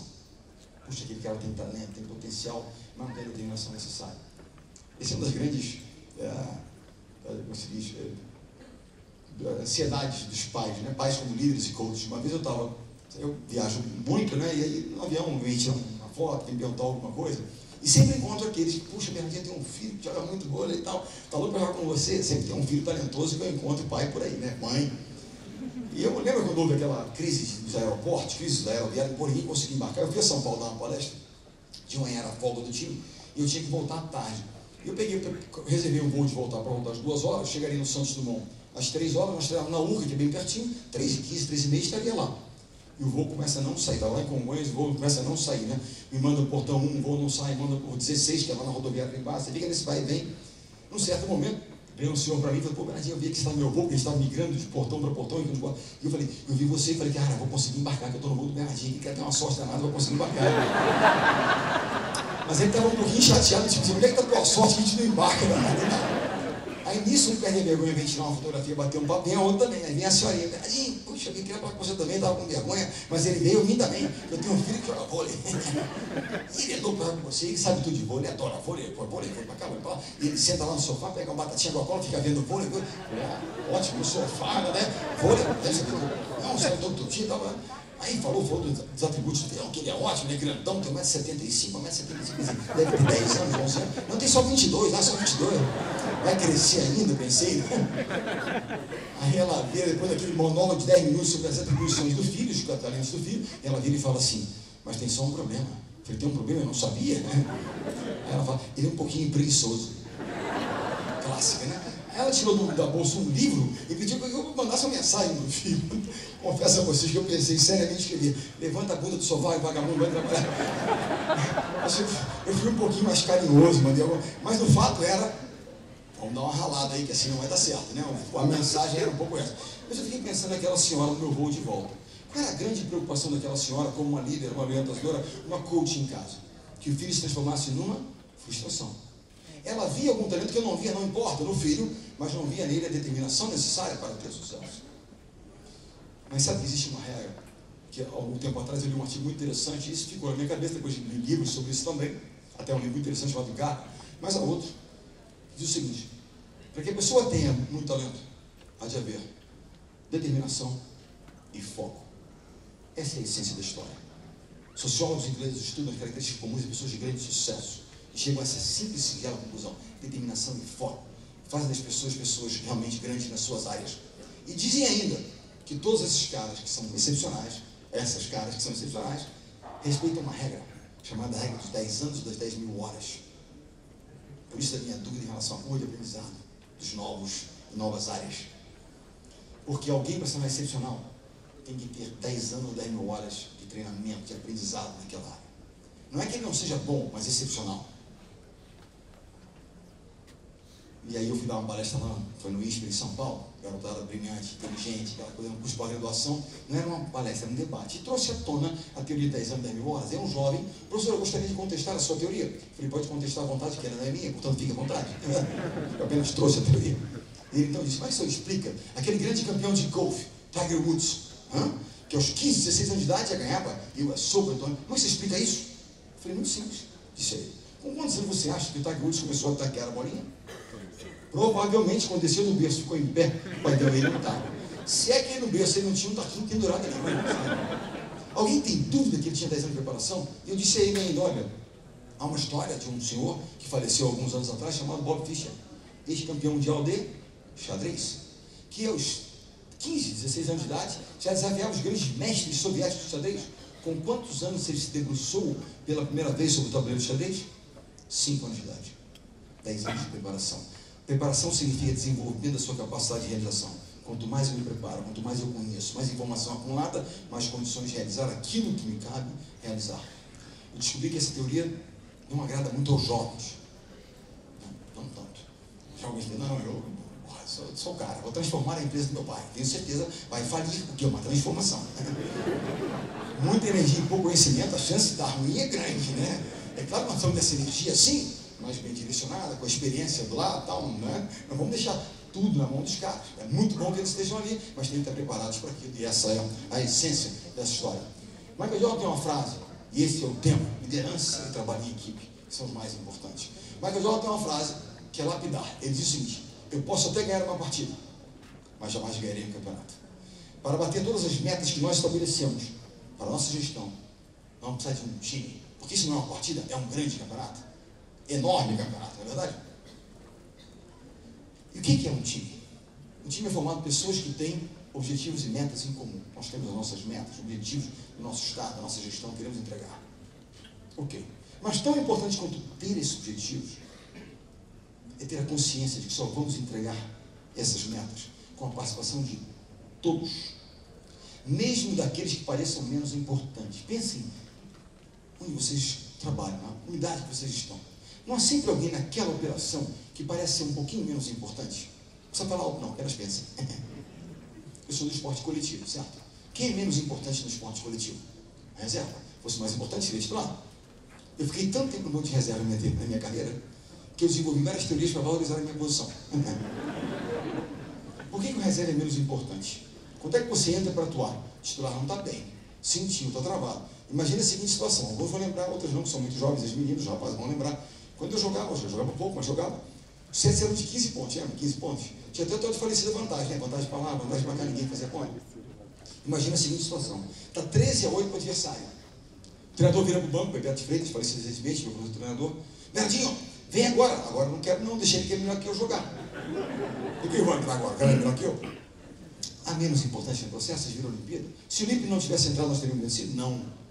Foi fundamental. Mas eu quero citar um exemplo para vocês de que tão importante quanto ter metas é a participação de todos, do comprometimento. Como fazer com que essas pessoas que podem parecer menos importantes, mas que são essenciais em todos os sentidos, como fazê-los se comprometer com a nossa causa. O antigo ex-presidente Kennedy dos Estados Unidos, assassinado nos anos 60, um dos grandes projetos de Kennedy era o projeto aeroespacial, de levar o primeiro homem à Lua. Era um dos grandes projetos de Kennedy, um estadista, levar o primeiro homem à Lua e correr e vencer a batalha espacial contra a União Soviética à época, nessa concorrência deles. Né? Mas enfim, ele resolve um dia então fazer uma visita à NASA, ao Centro Espacial. Mas ele não queria disturbar a dinâmica, né, a rotina. Ele vai então, fora do expediente, uma hora mais tarde, uma pequena comitiva, e ele chega à NASA sem avisar. Chega lá às 10 horas da noite e tal, com uma pequena comitiva. Quando ele chega, o rapaz que deveria estar na guarita de vigilância está do lado de fora varrendo a entrada do centro. Ele então sai do carro e vai cumprimentar o rapaz: puxa, boa noite e tal. Ô presidente, o que está fazendo aqui essa hora, 11 horas, 10 horas da noite, você varrendo aqui a entrada do centro? Não, senhor presidente, eu não estou apenas varrendo a entrada do centro, eu estou ajudando a colocar o primeiro americano na Lua. Ou seja, aquele rapaz poderia parecer ter uma atribuição menos relevante diante de cientistas que estavam ali falando de foguetes e tal. Ele tinha consciência de que a função dele, como vigilante, de manter a entrada limpa, era uma atribuição importante para o atingimento da grande meta, que era levar o primeiro americano à Lua. Essa é a essência do time. Eu fui visitar, há um tempo atrás, fazer uma palestra para uma empresa. Ela trabalha na área de distribuição de combustíveis. Na realidade, é onde tudo acontece, que é o posto Ipiranga. Onde tudo acontece, não é o posto Ipiranga, não. Bom, se eu usar o posto Ipiranga, a gente consegue, né? Mas eu fui lá, eram 6.000 pessoas no Rio Centro, donos de postos e tal. E eles mandaram material sobre a empresa, muito detalhado para mim, uma apresentação. E num certo chart estava lá o organograma da empresa. Presidente, vice-presidente, superintendente, tudo. Na penúltima linha estavam gerentes de postos. Quem estava na última linha? Frentistas. É assim que se chama também, frentista, né? E aí, eu pensei, cara, tem um carro de movida a gasolina. Se eu parar num posto e o preço for semelhante do outro, igual ao do outro, e meu carro não engasgar, que significa que a gasolina de boa qualidade não foi adulterada, um posto vale o outro, não é verdade? Por que você volta àquele posto de gasolina especificamente? Pelo serviço prestado por quem? Se for mal atendido no posto, você volta. Se for muito bem atendido, se sempre possível não vai fazer questão de voltar ali, ele é a chave do sucesso daquela operação. Muitas vezes eu não conheço o governador, mas sei quem é o cara que me atende lá na ponta lá. Ele é a chave do sucesso daquele projeto. Ele não é menos importante, ele é apenas uma atribuição diversa. Mas se ele não estiver comprometido com a nossa missão, com o nosso time, nosso projeto estará afadado ao fracasso. Comprometer todos, fazer com que todos sintam parte de um time. Há uma experiência interessante de time. Em 2003, 2004, antes das Olimpíadas de Atenas, 8 dos nossos 12 olímpicos jogavam na Itália, que é um dos grandes campeonatos do mundo. Hoje na seleção apenas o Bruno, meu filho, joga na Itália, os outros estão jogando a maior parte no Brasil. Mas enfim, e eu tenho um estado de espírito que é bastante constante, que é preocupado. Muito preocupado, pouco preocupado, mas estou sempre preocupado. Você depende do nível, mas a preocupação está sempre lá. Mas enfim, alguns se identificam comigo, né? Mas enfim, acordamos preocupados. Vocês sabem que 8 jogavam lá e eu monitoro permanentemente o quê? A avaliação, o desempenho dos meus colaboradores. Como é que está cada área ali? Estou monitorando. E existe um site chamado legavolley.it, onde todos os números de desempenho dos jogadores lá estão. Determinado domingo, onde acontecem os jogos, eu entrei no site e descobri que os 8 brasileiros que lá estavam tinham perdido. Aí eu fiquei desesperado, nível mais alta preocupação, eu desespero, fiquei preocupado. Ok, e aí? Comecei a mandar e-mails cobrando, o que está acontecendo? Os caras jogando mal, os 8 perderam, desempenhos pífios. Tínhamos uma Olimpíada daqui a 6 meses. Comecei a mandar e-mails. Eu descobri que e-mail não é a melhor forma de se cobrar. Né? Professor, eu não recebi e-mail não, deve ter caído na caixa de spam. Eu estava com algum problema com o meu servidor. Aí eu comecei a ficar meio tenso, que às vezes eu fico tenso. E comecei a telefonar. Eu precisava dar uma bronca em alguém, né? Precisava botar para fora a minha atenção. Eu não sou um treinador que tem úlcera, eu dou úlcera para os outros. Aí eu telefonei para o Gustavo. Lembra do Gustavo, aquele ruivão, grandão, irmão do Murilo? O Murilo já foi irmão do Gustavo, o Gustavo é irmão do Murilo, que isso é dinâmico, né? Tá chegando o filho aí já e vai virar pai, mas enfim, como eu. Mas o fato é que ele ia para o Gustavo. E o Gustavo é um daqueles ogros, literalmente ogros. Né? Quanto mais você briga, mais... Vocês sabem que há pessoas que têm um livro de cabeceira. Eu admiro muito um livro, tem lá um autor, tem lá um dos livros do cara. De vez em quando eu vou lá e dou uma folheada no livro. A geração do Gustavo, eles tinham um filme de cabeceira, chamado 300. Ele incorporava Leônidas, verdade? O cara assistiu umas 100 vezes aquele filme, porque eles se viam como os 300 espartanos, lutando contra Xerxes e Termópilos. Eles queriam sangue, esportivamente falando. Essa era a motivação dos caras. E realmente era assim. Eu liguei para ele, dando bronca, ele, no final do nosso diálogo, ele, calma, professor. Ele já era professor, escadinha patrão, e assim vai. Outros, psicopata, cada um chama. E ele falou, calma, professor, faz o seguinte, nós somos muito bons, ele disse. São todos muito bons. Imagina, Giba, Naura, Dante, Tadinho, André Cimento. Eles nós somos muito bons, mas fazendo a diferença juntos. E essa foi a frase que ele usou. Eu tenho uma mochila azul que está ali na outra sala, que eu tenho cadernos azuis, que ao longo do tempo foram dando certo, não é superstição, é tradição, foi dando certo, eu mantive azul. Eu estou na 10ª edição do caderno azul, que eu anoto tudo que eles dizem. Eu converso, eu anoto, eu vejo, porque, no caso deles especificamente, eu anoto tudo que eles dizem, porque em algum momento eu posso usar contra eles, então eu anoto. E o que ele disse foi, nós fomos muito bons, nós fazemos diferença juntos, e provavelmente, falando da solicitação ao Henrique, vocês viram a homenagem prestada a um jogador. Isso aqui é o final da homenagem. O último jogador a ser cortado tinha sido Henrique em 2004. Foi realmente muito duro, muito duro. O cara, fantástico, tá, mas tinha uns 13, apenas 12 podem nas Olimpíadas. Alguém tem que cortar alguém. Cortar alguém de uma seleção de uma Olimpíada é pior que mandar embora alguém.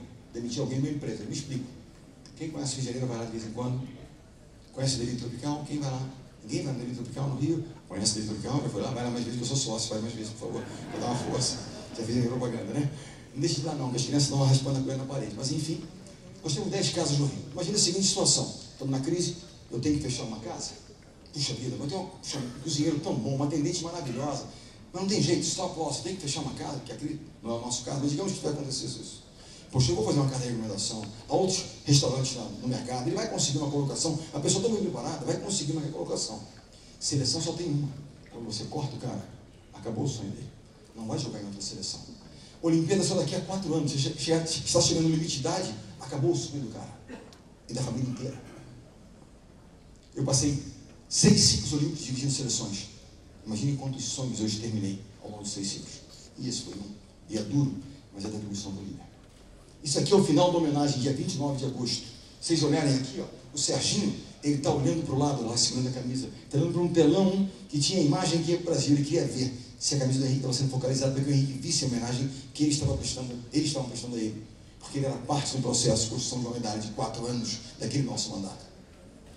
Isso aqui é o final da homenagem. Nossa estreia, dia 15 de agosto, com a Austrália. O André Nascimento tirou da bolsa uma blusa e perguntou, posso? Eu falei, deve. Ele pendurou aquela blusa e permaneceu conosco durante toda a competição, para provar a importância daquela pessoa no processo de construção daquela medalha. 4 anos. Consciência coletiva, a importância de todos. E lembre-se que o grande vilão, inimigo da construção de um time, egos e vaidade fora de controle. Quando o cara começa a achar que ele é o cara, sem mim nada acontece. Barco não manda. O pessoal da mídia estiver aí, me perdoem eu vou falar aqui, tá? Mas assim, às vezes meus embates são meio duros com a imprensa, mas eu descobri qual é a função essencial da imprensa. Criar mitos, uma velocidade fantástica, para depois ser destruídos rapidamente, né? Mas o fato é, eles tentam nos fazer crer que nós somos melhores do que nós somos quando nós ganhamos. Bernardinho, Midas, ele grita, mas ele faz. Fica grande, não é verdade? Para depois tentar fazer crer que nós somos piores do que nós somos quando nós perdemos. Bernardinho grita muito destemperado, não vai conseguir nada assim. Não é verdade?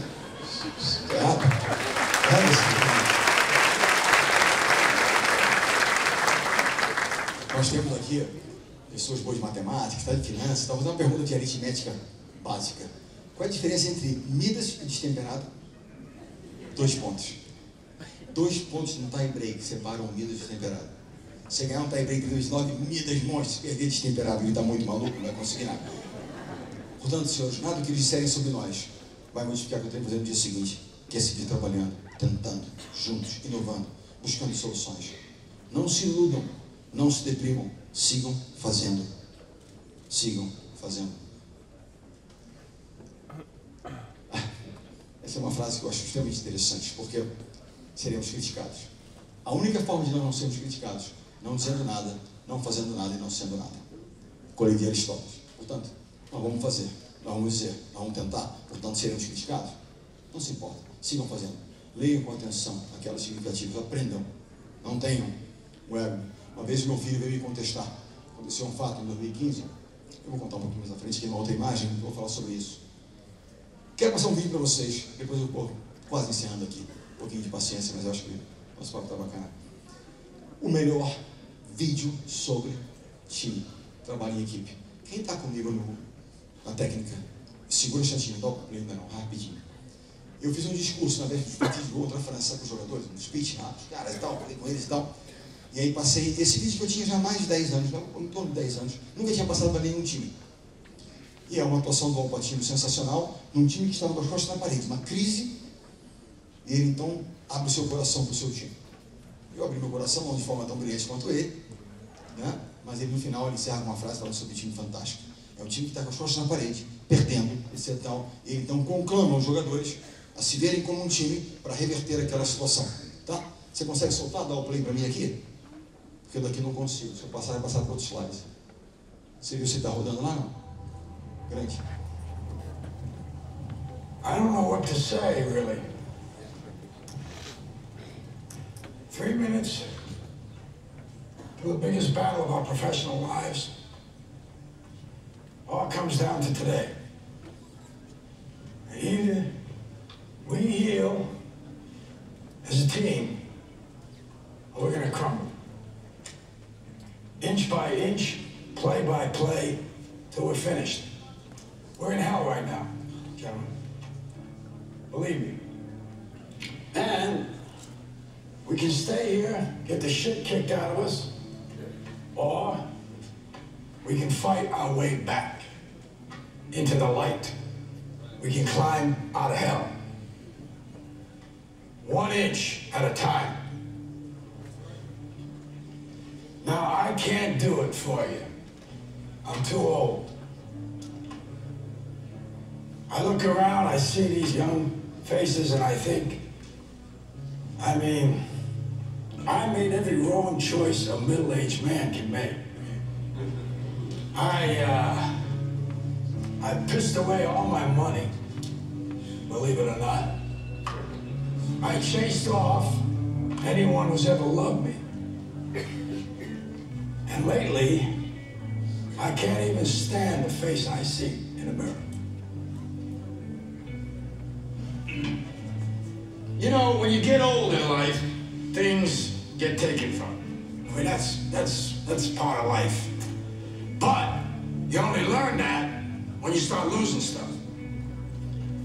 You find out life's this game of inches. So is football. Because in either game, life or football, the margin for error is so small. I mean, 1/2 a step too late or too early, and you don't quite make it. 1/2 second too slow, too fast, you don't quite catch it. The inches we need are everywhere around us. They're in every break of the game, every minute, every second. On this team, we fight for that inch. On this team, we tear ourselves and everyone else around us to pieces for that inch. We claw with our fingernails for that inch. Because we know when we add up all those inches, that's gonna make the fucking difference between winning and losing. Between living and dying. I'll tell you this, in any fight, it's the guy who's willing to die who's gonna win that inch. And I know if I'm gonna have any life anymore, it's because I'm still willing to fight and die for that inch. Because that's what living is. The 6 inches in front of your face. Now I can't make you do it. You gotta look at the guy next to you. Look into his eyes. Now I think you're gonna see a guy who will go that inch with you. You're gonna see a guy who will sacrifice himself for this team because he knows when it comes down to it, you're gonna do the same for him. That's a team, gentlemen. And either we heal now as a team, or we will die as individuals. E essa é a melhor frase, né? Ou nós nos curamos como um time, ou vamos morrer como indivíduos. Estou pensando em levar para o Brasil e repetir esse vídeo várias e várias vezes.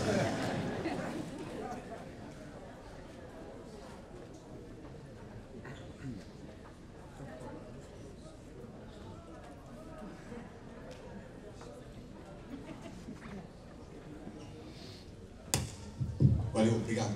Mas enfim, isso aqui são fotos raras, né? Não são fotos normais, né? De geral, eu estou arrancando a camisa, puxando. Isso aqui é a personificação da serenidade, viu? Eu aqui, assim, pareço um monge budista emanando energias e tal. Brincadeiras à parte, tem um símbolo, uma coisa importante, porque nós lidamos com pessoas, e ao longo do tempo, né, com gerações e tal, pessoas diferentes vêm tratar de formas diferentes. E eu falei daquela, eu tive uma argumentação com o Bruno.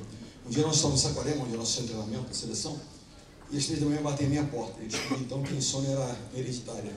Porque o Bruno entra e eu pensei, 3 da manhã, o seu filho entra no seu quarto, está precisando de grana, alguma coisa aconteceu, você avô, não sei. Mas enfim, não era nada disso não. Ele veio falar como capitão do time. E ele estava preocupado, nós estávamos no ano pré-olímpico, ele disse, pai, você fala de pai comigo no particular. Quando treinador, até logo, mas enfim, estamos lá conversando, ele falou, cara, nós temos que mudar a forma de lidar com essa geração. Essa é uma geração diferente da anterior. São gerações diferentes, não são melhores, são diferentes. Você desenvolveu uma forma de lidar, uma metodologia que era de cobrança, né? Desafio, cobrança, desafio. Essa é uma geração que não pode ser cobrada permanentemente. Precisa de um input mais positivo, etc. E ele disse, ele botou o dedo para mim e falou, se você não mudar a forma de lidar com eles, vamos continuar no quase. Tive sido vice-campeão olímpico em 2012, vice-campeão mundial depois de 3 títulos em 2014. E ele me conclamava. Porque muitas vezes nós pensamos, eu preciso mudar a forma daquele jovem, daquela jovem, eu preciso mudar a forma, a atitude. Quantos de nós pensam em eu preciso mudar? E ele me deu uma reflexão de que eu precisava realmente mudar. Eu fui estudar. E descobri um tal de feedback sanduíche. Quem trabalha com recursos humanos aqui? Nós estamos rindo porque resolveu falar do feedback sanduíche, né? Como é que é esse feedback sanduíche? Você dá uma informação positiva. Olha, você marcou corretamente aquele jogador. Mas, aí você corrige. Você não prestou atenção àquele detalhe, etc. Aí você fecha positivamente. Se você marcar corretamente, atenção àquele detalhe, você vai ter êxito. Eu passei a Olimpíada inteira comendo sanduíche, eu queria dar só um resfrio. E há uma coisa que ficou assim, clara para mim. O Wallace, que teve uma grande atuação na Olimpíada, você nunca tinha uma atuação tão consistente, numa competição tão dura, que eu tenho convicção de que uma forma diferente. Os valores e princípios são os mesmos, mas a forma é diferente. Pessoas diferentes têm tratado de formas diferentes sobre os mesmos princípios e valores. E essa foi a forma de aprender, pensar. Aqui os 300. Eu quero falar ainda de um tema, pode ser aqui, é o seguinte: tu tem uma disciplina. Disciplina. E planejamento. Não adianta eu ter disciplina, mas quem foi planejado? É o plano da história. E lembre-se disso. Falhar é planejado, nós estamos planejando falhar. Tem que ajustar permanentemente e eficiente. E essa foto aqui não é no Brasil não, tá, gente? É entre a Suíça e a Alemanha, né? Essa pontezinha aqui, os caras realmente falharam, né? Planejamento. Mas enfim, o que é o planejamento? Nós temos um objetivo, temos uma meta, nós queremos entregar. Está aqui conosco hoje. Nós sentamos aqui hoje e dissemos: nos próximos 8 meses nós queremos entregar isso. No projeto Escola Viva, nós queremos entregar tanto aqui, tanto. Ok, 8 meses para fazer. Estamos aqui hoje. Daqui a 8 meses nós nos reuniremos de novo e avaliaremos o quanto das metas nós alcançamos. Planejamos como nós vamos fazer isso, com que intensidade, com periodicidade, que tipo de investimento, como. Planejamento é o projeto da ponte que liga esses dois pontos: meta e realização. Como chegaremos lá? Um plano de ação para a gente chegar lá. E a disciplina é a construção diária dessa ponte. Ou seja, cada ação que nós vamos implementar, nós vamos construindo a ponte que liga os nossos sonhos, as nossas realizações. Disciplina é a ponte que liga os nossos sonhos, as nossas realizações. E essa frase não é minha, é desse rapaz chamado Pat Tillman. Depois dê uma googlada e leiam sobre Pat Tillman. É um rapaz que larga o futebol americano, 3 milhões de dólares que ele tinha de contrato por ano, e se engaja numa tropa chamada Rangers, para lutar por uma causa. E acaba morto por Friendly Fire, parece. Mas não importa, ele foi lutar pelo seu país e acabou morto no Afeganistão. E ele ganhava um soldo de 18 mil dólares por ano nessa nova tropa onde ele abandonou o futebol americano e faz. É um cara que merece ser ouvido, e é dele a frase, e não minha, como está na internet. Disciplina é a ponte que liga os nossos sonhos e as nossas realizações. Mas eu quero contar a história de um desses 3 rapazes para falar de disciplina, resiliência. Esses são 3 gaúchos, coincidentemente: Gustavo, de Passo Fundo, o André Heller, de Novo Hamburgo, e o Éder, de Caxias do Sul. O Éder é um jogador assim, é um que a gente chama de role player, um jogador de função. Não é um super talento, aquele ícone e tal, mas é um jogador de função, que cumpre bem a função. A história dele é uma história interessante. Ele chega à seleção em 2005, aos 22 anos de idade. Potencial, tal, 2005, todo trabalho, 2005, 6, 7, 8. Olimpíada de Pequim. Último jogador a ser cortado antes da Olimpíada, Éder.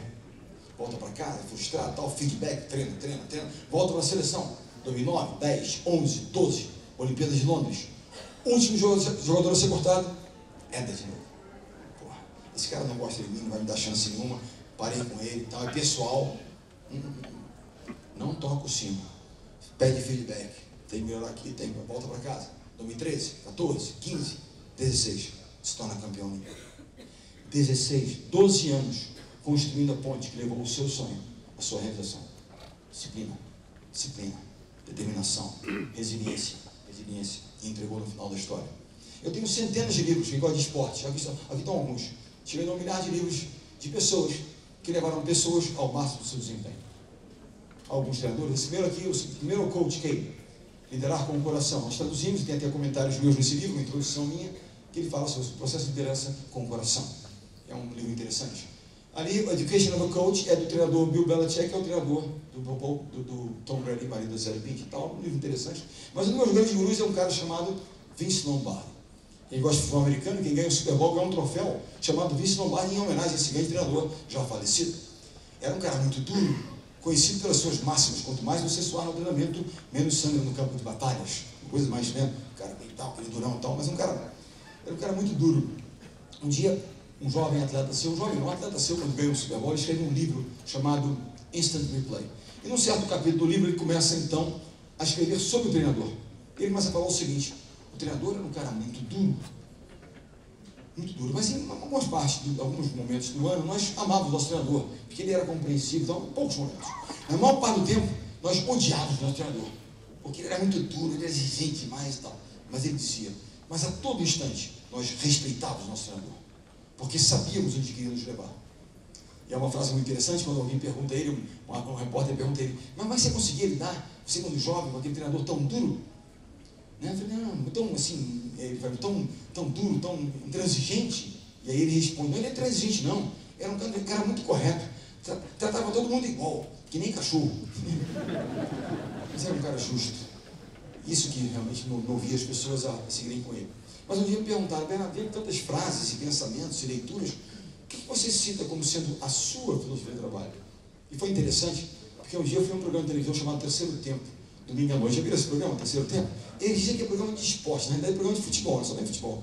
Mas fui convidado e lá fui eu. E junto comigo naquele dia, naquele domingo, foi um rapaz de Santa Catarina, campeão mundial de fisiculturismo. Vocês já viram ao vivo um campeão mundial de fisiculturismo? O cara era enorme. Não era enorme assim, enorme sim, era um quadrado, um monstro. Mas gente boa, ficamos lá conversando. Lá pelas tantas, o apresentador chama o rapaz e pergunta: como é que você faz lá no treinamento? Ele vai lá atrás, na competição, como é que é? Ele foi lá atrás, botou uma sunga e eles passam um óleo no corpo. O cara botou enorme e brigando.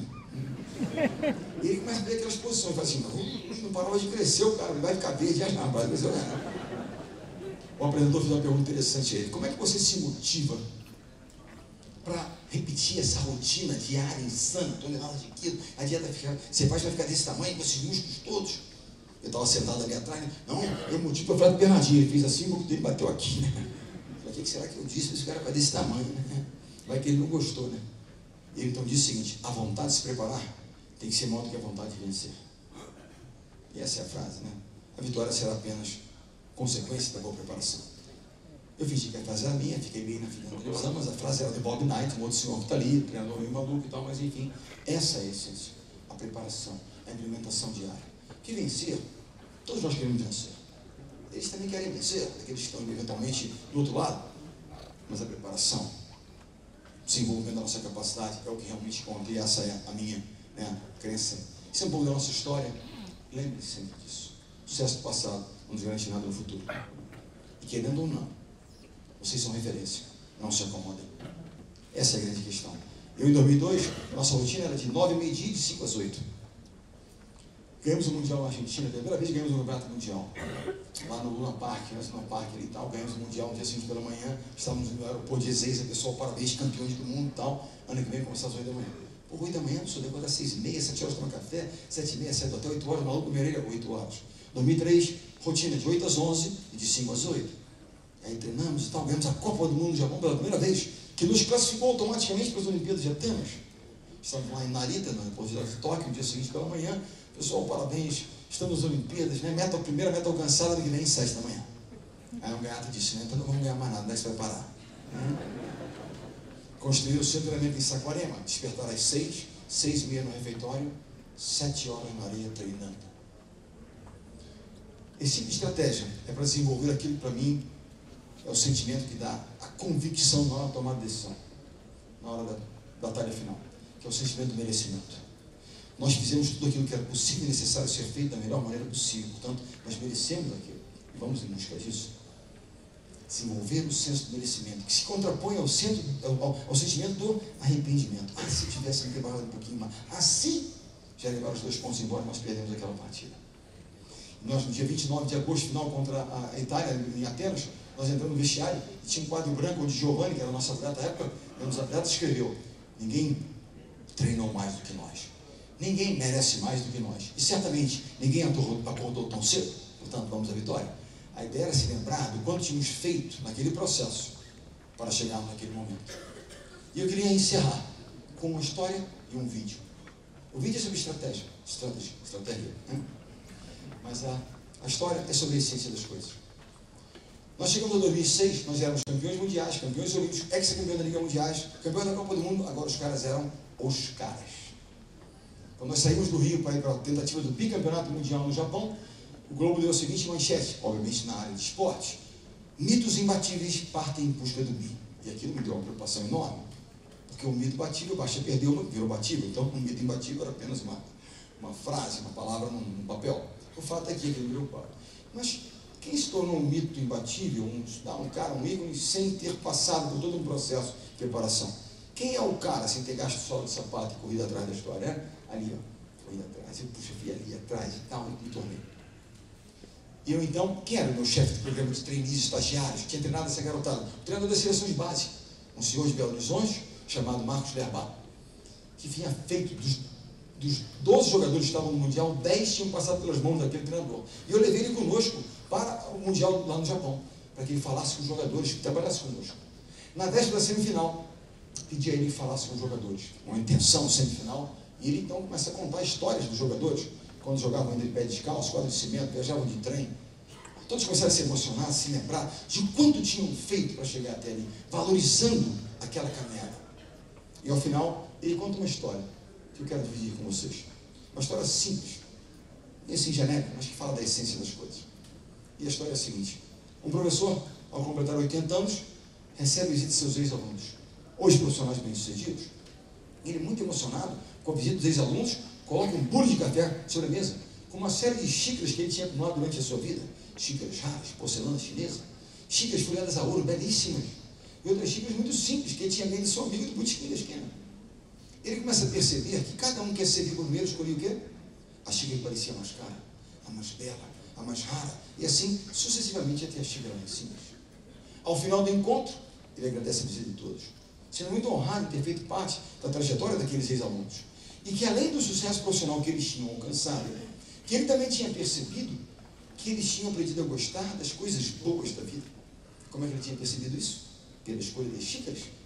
E ele então disse: mas nunca se esqueçam de que a essência é o café. Pouco importa em que xícara vocês vão tomá-lo. O que realmente importa é o café que nós vamos continuar a entregar, a produzir. E para isso, há de haver a disciplina para acordar cedo e plantar. A determinação de ir lá e colher. A resiliência de moer, para a gente possa entregar, continuar a entregar as vossas excelências, que são os cidadãos, o melhor café. E essa é a essência. Pouco importa a gente ir mais ou menos, nós temos que continuar a entregar o melhor café. E era isso que eu queria mostrar àqueles rapazes que tinham chegado a uma condição muito melhor, mas que continuavam com a missão de entregar o melhor café. E eu queria, para a gente terminar assim num bom astral, não passa ainda não. Eu vou pedir um favor a você, eu sabe, você me assistir, dá um pauzinho quando eu pedir lá na frente. Para te encerrar, eu quero falar um pouquinho de estudo. As pessoas pensam, né? Mas qual é a função do Bernardinho? A função do Bernardinho é ficar no meio da quadra, fala, vamos lá, de vez em quando sai um palavrão, mas de vez em quando, né? A minha mãe diz que é corra atrás da bola, corra, não é corra, mas muda inicial, né? Mas a minha mãe sabe que eu sou muito educado e tal. Vamos lá. Mas você vai perguntar, vamos lá onde, né? Você fica aqui, vamos lá como? Qual é a estratégia? Como? Quanto há de estudo, de informação, por trás de uma ação, inteligência. Realmente a gente tem que ter isso, cada vez mais é utilizado no esporte. Eu faço exercícios quase todos os dias, eu preciso de endorfina, para equilibrar um pouco as minhas tensões e tal. E eu, durante os 18 dias, nós fomos na Vila Olímpica, 18 dias, o único exercício que eu fazia era subir 3 andares, nós estamos no 13º andar, e descer 3 andares, 2 vezes por dia. E só estudava, dava treino, trabalhava, só estudava. Nada que vocês falam, nada. Traziam refeição e tal, que eram horas e horas. Ao perdermos uma partida, 2 partidas na chave, o estudo se intensificou. Precisava entender o porquê. E eu quero contar para vocês quanto há de estudo e informação atrás de um ponto. Coincidentemente, o último ponto da Olimpíada. Um ponto. Estratégia. Solta comigo e fica pronto no pause, tá? Por favor. Vamos lá. É um pequeno ponto editado, tem um pouquinho do hino, mas realmente curto, tá? 21 de agosto de 2016.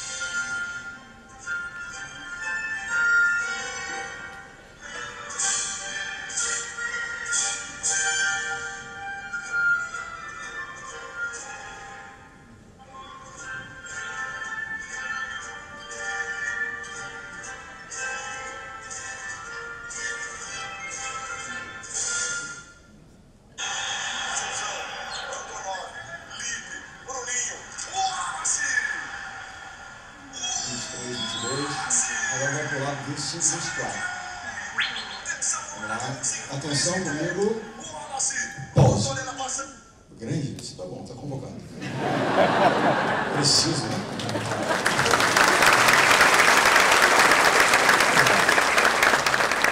Vamos falar de estratégia. Vamos lá. Quem gosta de voleibol, conhece um pouquinho. Quem chegou no saco? Quem sacou agora? Foi o Wallace. Qual é a função do Wallace? O Wallace é um bravo, oposto. Às vezes eu vou falar, o ponteiro só ele é um oposto.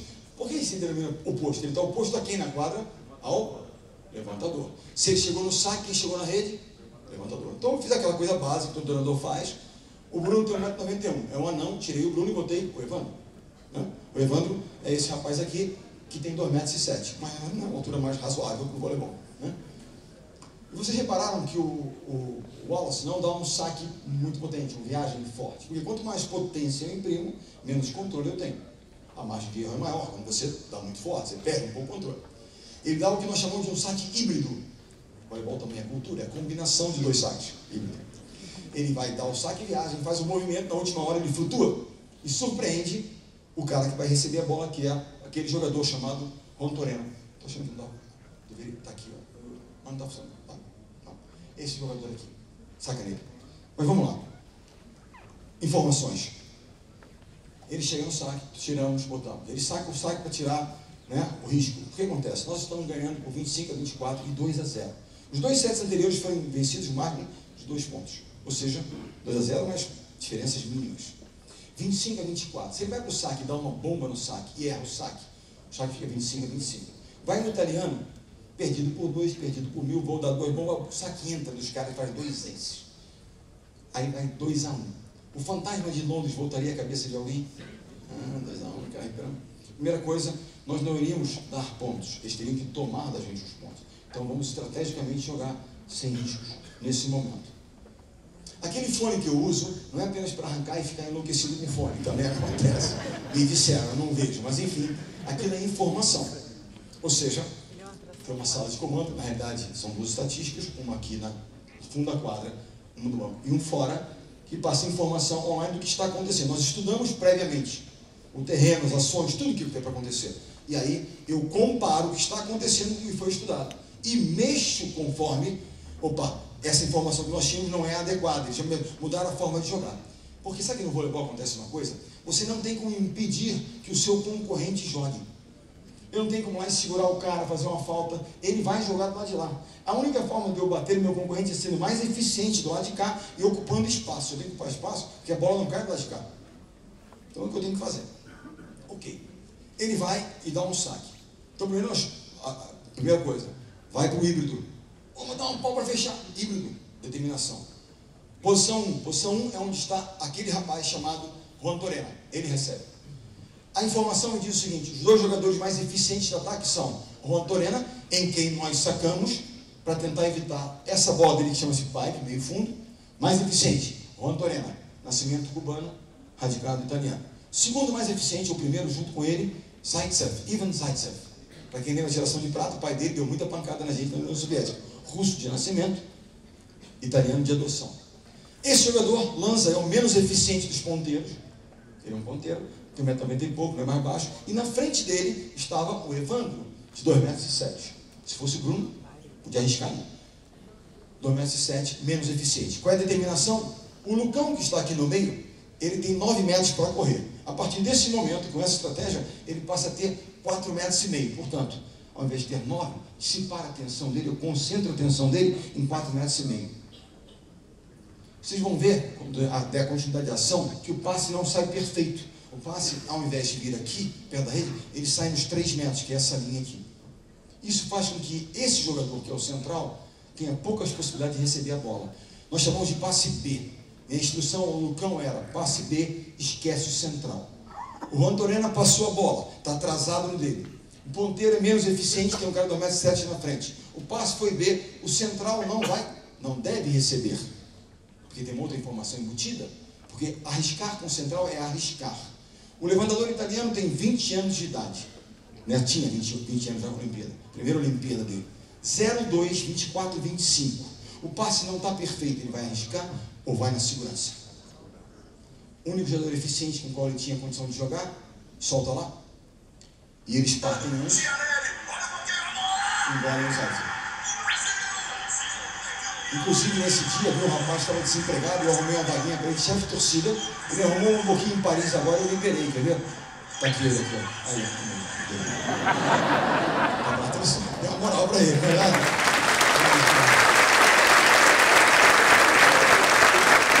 Pessoal, para quem gosta de esporte, para ver o quanto há de estudo, o quanto há de preparação efetiva, e de comunicação, e de convencimento.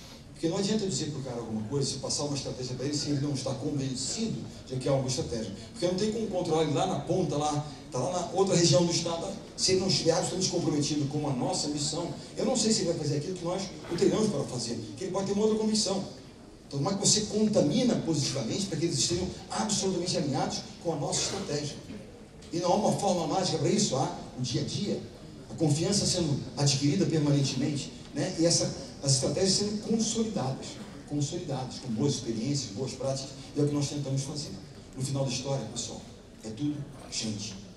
Gente tentando entregar um objetivo. Gente, uma missão. Gente trabalhando como um time, e liderado por pessoas que têm capacidade, mas que são, antes de tudo, íntegras. E, portanto, eu tenho a confiança dessas pessoas. É isso que eu acredito. E, certamente, é esse o ambiente que vocês vivem. Mas lembre-se, o sucesso do passado não garante nada no futuro. Portanto, temos 8 meses para entregar. Senão eu voltarei e serei mais duro. Ok? Obrigado pela atenção.